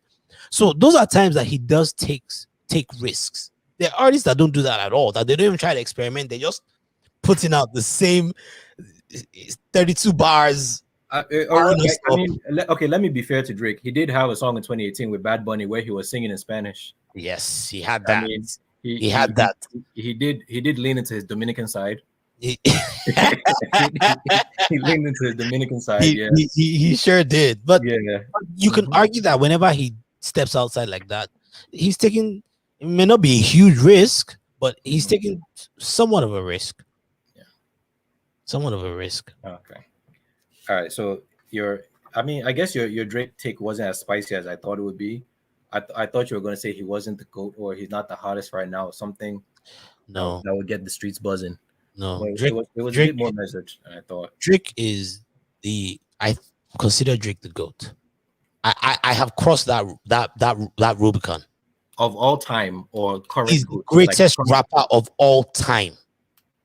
He is the greatest rapper, and this is coming from someone that just criticized his last album. Yes, Drake is the greatest rapper of all time. Looking at everything, looking at his sustained impact, looking at album sales, looking at his versatility, looking at just the enjoyability of his album and the impact of his records. I think he's the greatest to ever do it. I think, and which is why I always say I feel like hip hop has peaked, and it peaked with Drake. It's why Drake keeps coming back and outselling everyone. There's no one else that knows to come and outdo him. He is the peak. He is the peak. He's doing Michael Jackson numbers. And I know it's not always about numbers, but he can rap. He can rap too. He can put together 16 bars and bar people out. He has engaged in rap beefs. He's lost some, he's won some. Like he has done everything that you can do, and he's versatile. He can actually make a hit record. He knows how to make a hit record, and he can feed the streets. Drake is the one of the only rappers that I know that you can hear him being played at a strip club, you can hear him being played at a church, you can hear him being played in the hood. You can hear him being played everywhere. He has everything for someone. So just for the record, for anyone who might maybe they dozed off or they turned away, tell them what is this take again that you're saying? I think Drake is the greatest rapper of all time. He is the GOAT. Okay. He undoubtedly. Undoubtedly, like just full stop. No. So don't let me say undoubtedly. I just feel like, let me just say I consider him to be the GOAT. He is the peak of hip hop. No one has ever done anything that he has done. I feel like it's kind of like how you look at Michael Jackson and you realize that, oh man, this guy was the GOAT of pop music. I felt like that's how we have to look at Drake now. He's doing Michael Jackson numbers. His impact is immense, and he ticks all the other boxes that people consider for like great rappers. He is a ridiculous. All the other boxes, because there has to be something said for lyricism. There has to be something said for originality. And one thing, does Drake have a classic album? An album that we consider a classic? I'm talking about like as a body of work, not based off numbers. Just like musically, does Drake have a classic album like Illmatic or Blueprint or Get Rich or Die Trying? Take Care is a classic. Take Care is a classic. Just because it's old doesn't mean it's a classic, though. No, Take Care is a classic. Take Care is a classic album. The Best I Ever Had mixtape was a classic. So far, it was a classic. It was a. You're looking at it backwards because it's old Drake. No, I don't think there's anyone who consider either of those albums. They might consider it the best of Drake, but I don't think they'll consider them as independently classic albums. The one with the haircut was the one that he had the haircut, the blue with the child on one side. Yeah, I thought that was a classic. I thought if you're reading this too late, I wouldn't call if you're reading this too late a classic. I wouldn't call that, but I thought that blue one, I thought Take Care, and I thought So Far Gone. I consider those to be classics because we're hearing some stuff out of Drake that we're like, wait, who? Like, this guy is really owning this rap thing, and he's a lyricist. He's a lyricist. Yes, he has that one ding on him that he may have had someone help him. You know, he might have gotten some assist, right, with the reference tracks, with making songs. I think I'm past that because I took that personal too, as someone that is like a big hip hop like fan. Like I get, you know, there's something about the genre of hip hop that part of what makes it unique is having these people that pen these personal. It's a very, very personal. It's a very, very personal genre, and when I say personal, I mean these are your words. Yeah, it's a lot of self-expression. It's self-expression. So them being your words is part of what makes it impactful. Right. Even if you may not have done those things, they're your words. It's kind of like, and that's part of what makes hip hop genre special. You know, if it was just about, and that's what makes it different from other genres where people get help writing all the time. But the reason why those are different is because like an R&B song, it's kind of part of it is really about your performance and how you do it's the spin you put on it personally. Yeah, but with hip hop, it's really different. It's really your words, your lyrics, and the kind of impact that you want to make on your lyrics. You know, you're painting a picture with words. It's not necessarily assisted with melodies or anything. It's just words that are rhyming, and that's what make rappers great. When the people that can rhyme the best and say the most impactful stuff, that's kind of what makes a rapper special. So I understand why it's a very big thing for Drake to have been caught getting assistance. But the fact remains is that we know that he writes a lot of his songs, a lot of his But lyrics. you can't have that big of a thing and still be the GOAT. Like it's like Usain Bolt getting busted for doping right now. Okay. You can be like, oh well, he was still fat. No, bro, like that's performance enhancers right there. When everyone else in the argument has even written for other people. But he's written for other people too. No, Drake is written for other people. He's writing songs. He's writing melodies. He's not giving the people bars. He's writing for Alicia Keys. He's not writing for like J. Cole. He's not writing for Diddy. Oh, maybe Diddy, maybe. I mean, that's the thing. Like, so it's to be. I can say, if you want to say of this generation, maybe, but of all time. So who would you say is bigger? Bigger is different because who would you say is greater, Jay-Z? Because that's the only other person I can think of. Honestly, for me, I'll say Jay-Z or Eminem, because Eminem's pen is unassailable. It is. Unassailable, and he had the pop, and he had the numbers to back it up too. He did. He was doing these numbers when the numbers meant more. He did. Yeah, so that's.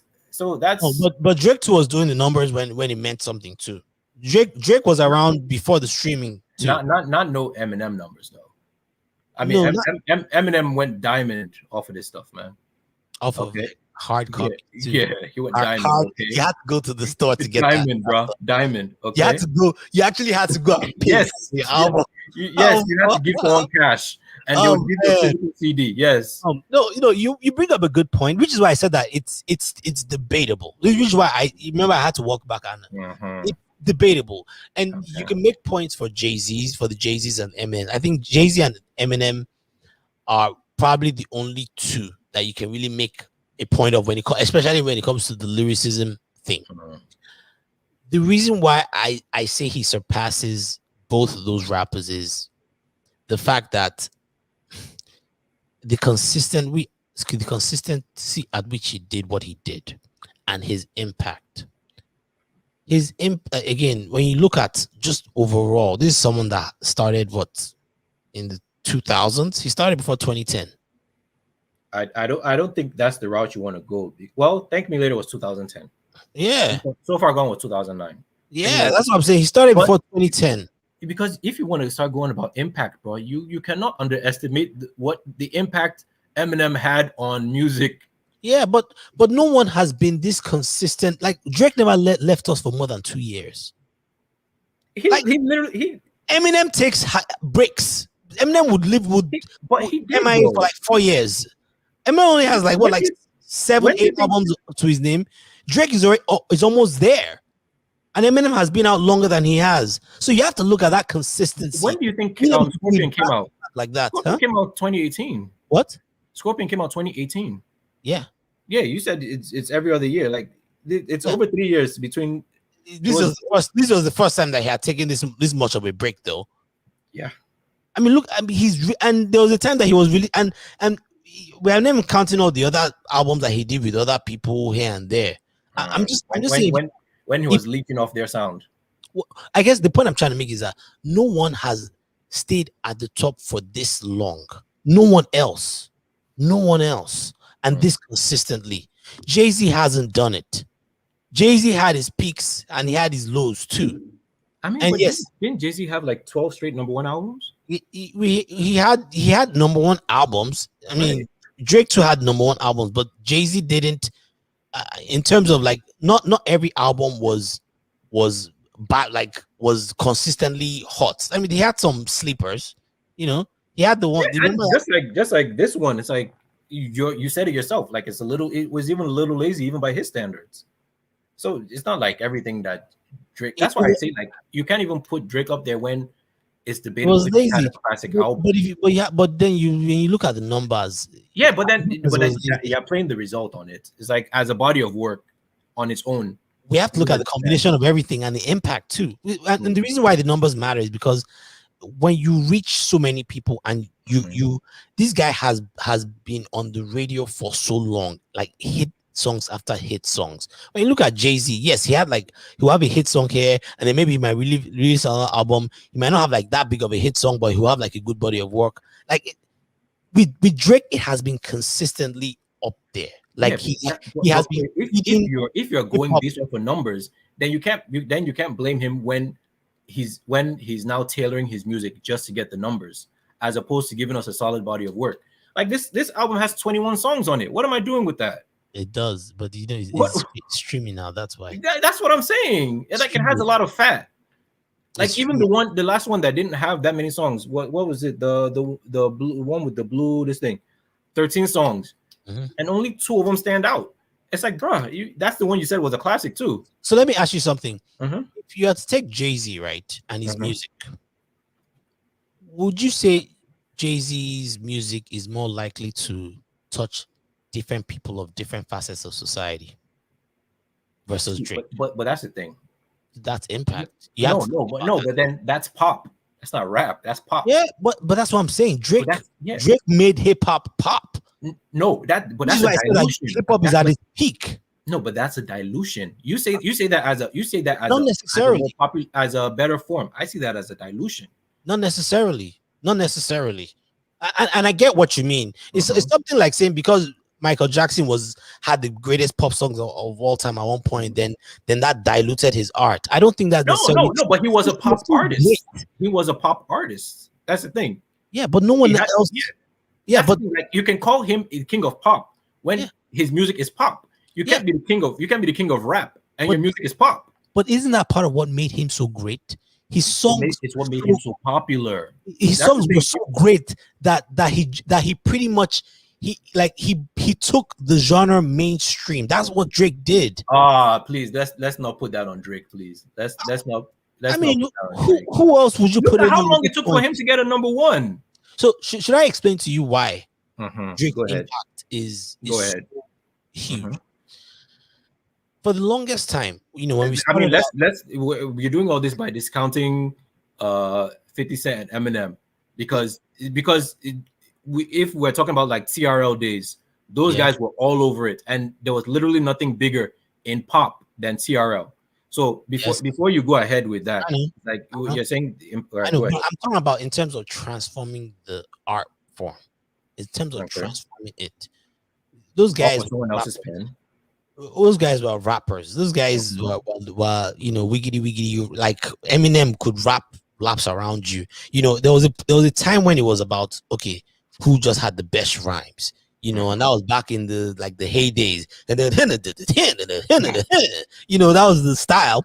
And then DMX. And then this is even before DMX. I'm talking about like back in the you're talking about like Kool and the Gang. Yeah, the Kool and the Gang. It was just about how well you could like rhyme. It wasn't really about lyricism. Yeah. And then the genre evolved. It got to people like Rakim. And then they realized that, wait, this guy is not just rhyming, he's actually like throwing metaphors, and that's when we start getting into the realm of lyricism. And then Nas came and we're like, Nas he changed the game in a lot of ways. Like he was one of the first rappers out there that was rapping like the way most rappers, a lot of like rappers rap right now. He was one of the first people that really did it on that level, and he created this this blueprint for this is like, now we have arrived. This is what rap is. He took the work of like folks like Rakim, and then he put it in this one album, Illmatic, and everyone was like, this is special. And then it continued to evolve, and he started having people like Biggie who just kept taking it to another level. And but it was still all about lyricism and rapping, and and then you had the Eminems who just took it and just kept running with it. Jay-Z's just kept running with it. Jay-Z came with the story, and he took that whole braggadocious thing. That was when he took it to another level. The whole braggadocious stuff of rap, and then he turned it into platinum records. So these were people that are kind of moving the genre forward, right? And then came this man called Kanye, and he released. I know you don't like talking about him, and he released because prior to that, it was about lyricism. It was about who you could rap. If you needed to sing, go get someone to an R&B singer to come and sing on a record with you, or every now and then you have like the 50 Cents that will do like the rhyming, singy thing, but it was still about rap, Ja Rules, all of them. And then you had this guy, Kanye, came out, dropped 3 classic albums back to back, and this guy wasn't done. Dropped another solid album, and then he dropped this singing album where he was like singing auto-tuning 808s and Heartbreaks. 808s and Heartbreaks. And this was it was one of the boldest moves because it was almost like he was saying a big F you to all this. He was like, this is what I'm going to make hip-hop to be. And this guy inspired an entire generation of new rappers that realized that, oh shoot, I have a singing voice, I can sing and rap. And then Drake was birthed. And at that point, this turning point was what made it was almost like the turning point for what ushered in the hip hop becoming pop. Because that's what happened, right? Hip hop became the most popular genre. Drake was the one that pretty much took it to that level, and he became a singing rapper, and that almost became the standard. I don't even like mentioning the guy's name, but we're giving him a lot of credit for the stuff that T-Pain did 3 years before that. How is that? How are we rewriting history in his favor? By the time that album came out, that T-Pain was on his third album, and we're just all of a sudden funneling all the acclaim to one person who had Cudi write most of that stuff for him. Come on.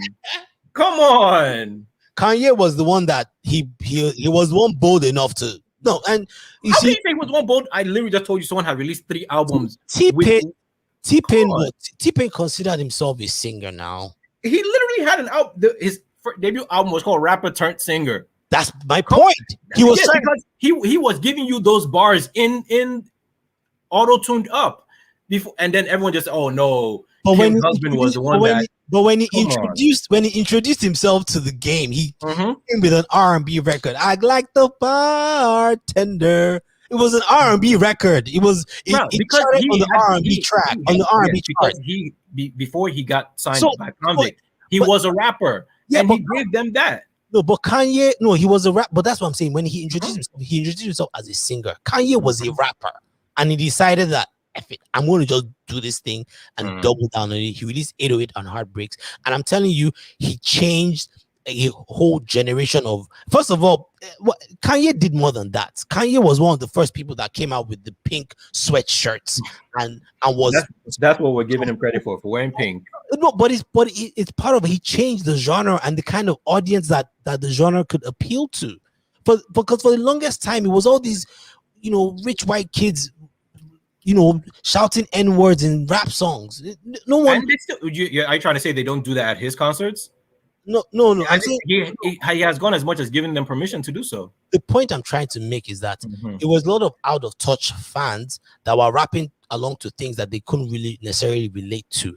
And Kanye came and he changed that. He made it cool to have been someone that had gone to college. Like, he changed the image of hip hop in a lot of ways. Kanye was one of the first people that came out and stood by the LGBT community and said, nah, it's messed up that we use the F word. Like, I'm telling you, people don't give Kanye credit.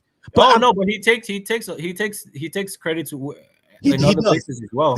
The point I'm trying to make was that he changed the sound, and there were rappers like Drake that saw that and were like, oh my God, I can sing and rap and be respected.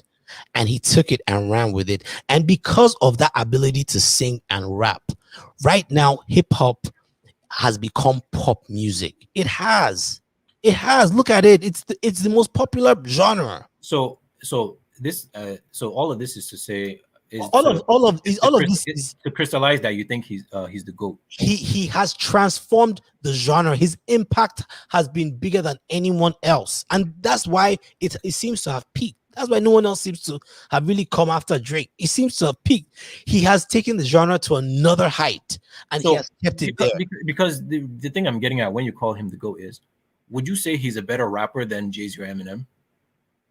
No, but even Jay-Z or Eminem, there are rappers that arguably would be considered. But that's the thing. Like, if he Them. wouldn't even be in the argument, then how can he be the But it's GOAT? not just about the best No, lyricist. but I'm saying, but that's the thing. Like, if he's not even in the argument, I'm not even saying he has to be number one. If he's not even in the argument, it's like, how can you say someone is like the best wide receiver if they're not the best route runner? They have the best I hand. never see. I never called Drake the best rapper. I said great. So It's different. So what? So okay, what is the different. difference? Wait, when I'm thinking of asking you now. I'm legitimately asking you. When I'm thinking of best, what is? I'm thinking what is of. yours? When I'm thinking of best, I'm thinking of the person that can rap best. When I'm thinking of greatest, I'm just thinking of the greatest rapper to have been in the game, the greatest person to have that happens to be a rapper, but has like the greatest hip hop artist, essentially, greatest rapper. He just happens to be a rapper, but the greatest, like in terms of taking the genre to another level. But when I'm thinking of best, I'm thinking of the best lyricist, the person that has had the most impactful lyrics. I wouldn't necessarily put Drake in that category. That's that when I'm thinking greatest rappers and best rappers, for me those are two different things. Best rappers, you don't necessarily have to have had numbers. There are some rappers that can rap rounds around people right now. So for me it's different. So you're right, I wouldn't consider Drake one of the best rappers or lyricists, but as far as greatness, like we're talking greatness here, we are talking greatness, you can't be thinking about just who had the best lyrics. No, it's about who transformed the genre. And I think Drake has done far more. So prior to that, for me, was Jay-Z, because Jay-Z was the person that made people stop wearing baggy clothes. Like stuff like that is what I look at, like the impact. Like he influenced that whole genre. He made people stop buying certain alcohols and switch. Like that was how respected he was and how powerful he was in the game. But I think Drake came along, and I think Drake he's outdone him now, man. I think he has. So there's I was listening to someone who said something along the lines of, in this generation or our lifetime, there hasn't been the introduction of a new genre of music. Like hip hop, like hip hop is what 40 years old at max as a genre. Yeah, it's one of the youngest. So has there been a new genre after that? No, there've been genres of hip hop, like soul. And Yes. then even R&B, and then all that, and then hip hop was born after that. Yes. So could that also factor into it? The fact that we haven't just had anything new in terms of it. We've had subgenres, but nothing that is different enough. Like R&B and soul are different. Yes. Pop and like whatever, hip hop, and like so their differences. Like even though you can have like hardcore rap and you can have mumble rap and you can have backpack rap or whatever you want to call them. Like, but the fact that there hasn't been anything new or newer or like some sort of mutation of it, like everything just. I mean, there have been some things. There's been reggaeton. But that's it's not really. It's I know it sounds crude to say, but it's sort of like Spanish rap. Yeah. No, but then it's like, but like, it's a different sound is what I'm saying. No, I'm saying, but it's also imported. Yeah, it's important. Yeah. Oh, you're talking about American based. Yeah. No, hip hop is the youngest. Yeah, so hip hop is the youngest. We haven't had anything new. Can feel like it's like when Love is coming out of a container belt. But everything is getting clogged up at the end now. But back then you had some of these genres go back and forth. You had the rock and roll era. You had the there was a jazz era. Okay, so I see what you mean. So you're saying that it's only because hip hop is the newest thing. Yeah, and we haven't had anything replace it yet. What brings me back to Afrobeat? I think Afrobeat. You think? I think people are going to start stealing elements of Afrobeat. It started already. They never call it Afrobeats. They might come up with another name for it, but because you have to understand, reggae dancehall too had its moment in the sun too for a little bit. It came here. People messing with it heavy. You know, it still has a following, still has a very strong following, but then it kind of died off. No, I it just went back to where it was. Like it's feel still popular amongst the locals. it is, it Yeah, is. just like But here, everyone realized that it wasn't worth it getting into yes, this really big machine, and like it's yes, better off yeah, if you're people that rock for you. but I think part of that is because that also had a cultural thing attached to it. Like that had a like no one just couldn't just come and just be using patois. You know what I'm saying? Like I mean, Nigerian artists are doing that heavy. Nigerian, but you know Nigerian now, we don't have to do anything. Anything we adopt. We adopt anything. I Yes. think what makes Afrobeat unique is that it doesn't. Yes, there is a cultural thing behind, but you don't need to be. I don't need to be Nigerian to sound like an Afrobeat artist, and you're seeing it with some of these American artists that are adopting some of that sound. I don't need to be, I just need to, there's just certain things certain melodies, certain, and it's people don't understand that with Afrobeat, it's there's a there's a system to it. There's a rhyme. There's a certain consistency with it. It usually has chanting. It usually has like a lot of like repetitive tunes. It's way less about the lyrics and trying to like tell a story. It's more about like just trying to get you to vibe to the song, and obviously the beats too have a lot to do with it too. So I think that's what makes Afrobeat such a great candidate to become. Okay, I'm not saying it's going to be the greatest genre next or anything, but I think that's what makes it a really good candidate to really become very popular. Let me put it that way. But you're right. You're right. Hip hop is probably the youngest of all the genres. And the most popular apparently.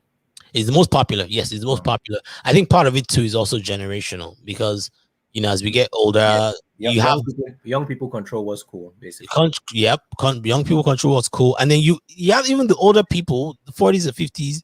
Some of them they're familiar with hip hop, so every now and then when a song comes out, they can still gravitate to it. I mean, some of the rappers are in their 40s and 50s. That's also part of it. That's true. Yeah, That's so true. That's true. yeah, but man, this has been an illuminating conversation. I know. Even though you blasphemed by calling Drake the greatest one, I mean, you are entitled to your opinion, and that is the great thing about hip hop. Everyone does not have to like or love the same thing. Mhm. So it's like I mean I get where you're coming from in terms of impact. Yeah. Then that also feeds into why he does or why he makes the type of music he makes, because in his mind, impact is better than showing off any kind of discernible skill that would it's like, if I can get these streaming numbers and I can get these captions, what else do I need? Otoji, you can spit too, though. I mean, you heard him on Champagne Poetry. Yeah, but that's the thing. The fact that you can point to one song. No, many songs. See, compare him to his contemporaries. Compare him to his contemporaries, J. Cole or Kendrick. He's a distant third in terms of lyrics. No, I wouldn't say he's distant third. I mean, did you hear the 7 a.m. was it 7 a.m. My guy, the fact that you can point to specific songs, that's the thing. On these other guys' albums, it's heat from the time you press play until your phone dies. That's what you're getting from them. But that's all that means is Drake is a little bit more versatile. That's what that means. I'm not going to give someone credit for not being as good as someone else. He can bounce in and out of pockets. I'm telling you, he can spit a hot 16, and then he can go and he can serenade you. Yes. To sleep. But the thing is, but the thing is, all those other people that we mentioned have number ones too. Like number one albums or number one songs, yeah. Who? What? Kendrick. Kendrick to a large extent. Yeah. J. Cole. What has J. Cole had number one? Because I know he's had some high performing chart numbers. He has. But no one doubts his pen. No one doubts his pen. Yes. Drake can rap though. I don't know why you're challenging Drake like this. Drake can rap. I'm surprised. Like Drake on a lot of those songs on Certified Lover Boy, he's spitting. Like like on Champagne Poetry, he's barring us up, and he's not even, there's no hook, nothing. He's just going, going. Yeah, it may not be as fast as some of the other ones. It may not be as, you see. I feel like that's what sets Kendrick apart. Kendrick, that guy he can rap. He can rap. I feel J. Cole bores me sometimes though. Really? Yeah, I feel he bores me sometimes. Kendrick, at least Kendrick, he will change up his sound, he'll change up his tune. J. Cole, I can pretty much predict, what he's gonna end with. And Dreezy for me just keeps it interesting, man. He sprinkles everything on it, and I just feel like, Drake was one of the first people that I could relate to, as like things that we talked about. I used to love 50 Cent. I used to love Eminem. I couldn't really relate to wanting to, bury my mom or anything like that. But I no, but you know what I'm saying now. I'm talking about, no. Cleaning out my closet and and I all. couldn't necessarily relate to selling drugs like Jay-Z. I couldn't necessarily relate to getting shot 9 times like 50 So Cent. you relate to Drake more than J. Cole? Well, Kanye was the first one that I really related to, because that was like the college dropout. That was like the first one, and then Drake came along, and I could relate to Drake because back then I like girls too. That's what guys talk about. Like guys talked about having one culture or the other. But you okay? So you call Drake versatile, but every album is just a copy of. He's an Ashawo now. That's what he's. That's the thing. Like, that's why I hesitate in calling him the greatest, because every album is simply. Yeah. It's like the iPhone 11, iPhone 12, iPhone 13. No, I pointed out different things he did though. Yeah, like the iPhone, the camera is a little bit different. The bezel is slightly different. There's no home button. It's rounded the edges. It's not. I would say that for all his albums. He always adds something new. When he dropped, started from the bottom, now we're here. I'd never heard. Nobody. You never heard anyone do that. When never heard him do that. I'd never heard him spit like spit on like that on any record. So, but. Yeah, but by the way, J. Cole's highest charting record is Middle Child, number 4. Number 4, okay. Yeah, Middle Child. Have you ever heard of Baby Kim? Baby Kim, and that's an artist. He's a new artist. I like the guy. Rapper or rapper? He's a Baby rapper. Kim. I like him. He's a weirdo rapper, but he's really he's on the new Kendrick record. He's the one rapping along. Who's he affiliated with? Ties.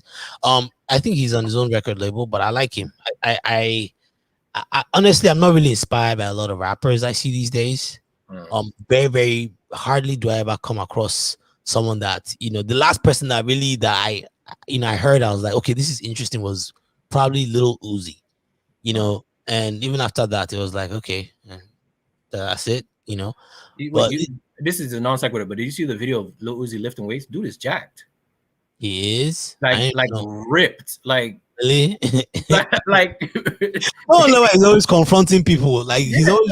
I don't know if it's ready. I don't know if it's. I think it's maybe it's like a new development, but he's like really uncomfortably ripped. Really? Yeah, like he was working on a crop top ripped. Like, yeah, crop top and he like. That's he.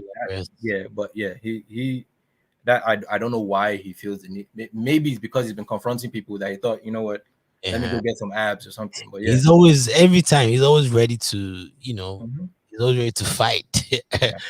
But yeah, man, I think that's the state of hip hop. I think it's peaked.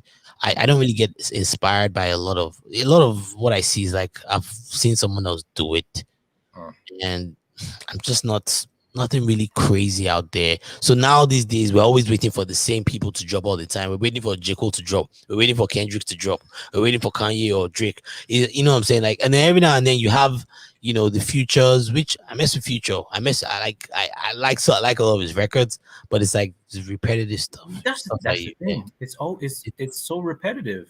It's not something that But yeah, don't worry, man. I really enjoyed this conversation. Don't worry, I did too. At some point, we'll get back to stuff that we really disagree on, maybe at some point. Yeah. But this was a good conversation. This was good. This is good. Tell the people where they can find you again. So you can find me on well, first of all, YouTube. Please, you can subscribe to my YouTube page. It's called the Smiling Software Network, and I have different types of content on there. You know, I have different podcasts that I'm trying to produce. Eventually, I'm going to separate the podcast, but it's all on the same network for now because it's just me running this operation. And Gotcha. it's not easy trying to manage three, four different pages. So Smiling Sufferer Network, search for us on YouTube. We're on there. We're also on Facebook, Smiling Sufferer. I post everything that I do. I post on there. We're on Instagram, Smiling_Sufferer. Usually I post more of like the Afrobeat related stuff on there. And then lastly, I'm on Twitter at Smiling Pod on Twitter. Most of everything that I post you'll find on there. So just please follow us, comment, like our videos. My personal Instagram is at Courageous, Koregeous, at Courageous. You can follow me on Twitter. I think that's the only platform that I have that's open to the public, a personal platform. So Okay. Yeah, keeping business and pleasure separate of it. yeah, so I have to. But Okay. yeah, I appreciate you having me on the Well Actually podcast. Yeah, it's been long overdue. You know, there hasn't been a lot of Oh, inspiration to sorry. do the The podcast. Twitter is at Smiling Pod. There's no underscore. No. Okay, it's not smiling pod. Okay, it's smiling pod, not smiling Yeah, underscore pod. no, it's not Smiling. Yeah, just Smiling Pod. Okay, gotcha. But Yeah. um, So yeah, it's been hard coming up with like the world has just been weird, and it's like every time you want to do a podcast, someone dies, and it's like, oh damn, am I uh, gonna get to talk about that? It's like no, I just wanted something a bit more uplifting to come around, and then no. yeah, so yeah, I'm glad we're able to do this, even though I disagree completely with your Drake take. But you know what? That's and And then again, I'm probably a little biased too. I happen to be a Drake fan. I told you I'm he not. was the first person that he really connected with back when I was single. Me liking girls and the kind of stuff that And see, but now you see why he's doing it. He's trying to get the next generation of Koreans uh, with all that TSU stuff. I'm a married man now, so it's like what Yeah. does he want? Now it's like Yes. I'm in my 30s, man. Like I'm not. Why are you funding a TSU graduates business? Like what's going on? I mean, But he wants to that's get a building named after himself there now. That's why. be I'd be. He has done enough sponsoring now. He has I put more girls through college than NAACP. He ran through that Houston, man. And you know that man ran through Houston. It's crazy. At this rate, it might be that Houston ran through him. The way that he keeps talking about it, Hey, he's the one who can't let it go. I know. He's the one that can't let it go. I think it's Houston that ran through him. Okay, before you go, since we're talking about Houston, Meg, what's up with her? What are you thinking about her music, her moves lately? Her music, her moves. I think she's a great rapper. I think she's a really good rapper. I'm assuming she's writing her songs. That's the thing. That's bruh. I you see now that's one thing that will connect with me. Someone whose pen you don't doubt, you don't hesitate when it comes to them writing or saying their stuff. And I'm assuming we don't know. Yeah, no, but that's the only thing we've gotten that came out of anyone who's done anything with her. Yeah. But that's why I always respect talent. When people have talent, there's different ways they can show talent. Their pen game, that's a very so I always respect that. And I think I respect like there's a lot of songs that she's done. There's some songs that I'm like, this is nice. I do feel like sometimes this is just me, and maybe because I've gotten older, the whole over sexualization, I feel like it's gotten played out with like there's nothing that I haven't seen now. Like we're literally rapping about wet ass p words now. So for me, it's just like, yeah, okay, yeah, you do this, you rob a nigga, you know, it's just like the same thing. So that's my only critique. But it's not just her. It's that genre, that the whole city girl theme. But that's the thing, like that itself is a new genre itself. It is. So we can't say, but the thing is, we can't say Drake and his last 8 albums, which are essentially the same thing, and No, they're not then essentially the yeah, same thing. they You keep are. saying that. You One keep is that. about a You keep girl in saying that. Houston. If it's not Houston, it's Atlanta. You Then keep it's talking saying about that. someone who did him wrong. Mm, Uh, Drake also talks about. He flaunts too. Like yeah, that's the thing. Like he it, does we have, braggadocious rap too. yeah, we have all those. But the thing is, we have all of them in all He of his does. He albums. talks braggadocious raps. He talks Yes, about his feelings for some of these girls too. Like it's that's not just. but Corey, that's what I'm saying. It's a there's a basically what I'm saying is a Drake album has a template.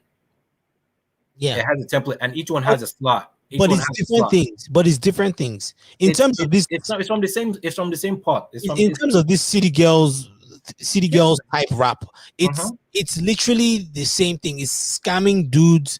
Yeah. It's it's Yeah, it's it's like gangster rap. What are you going to talk about other than and shooting and getting shot at? and, That and, it's a subgenre. where's gangster rap now? That's why gangster rap Yeah, I is mean, maybe a lot of them are dead or in prison. yeah, exactly. One of the city girls was in prison. That's what I'm saying. Like, and you, even though they're not even the ones, the city girls are not even the ones writing their lyrics. They're living that life. So it's like, I mean, one But of them are was they? The one one. girl is dating Lil Uzi. The other one was dating another rapper now. Oh, yeah, but And to then talk about Megan Thee Stallion too has been in a committed yes, relationship for a few months now. yes, no, Cardi B is married. but the thing They're is, all like, yes, they're dealing with niggas who are spending on them heavy. uh, It's like it's 60 grand for a conversation type shit. That's what they're saying.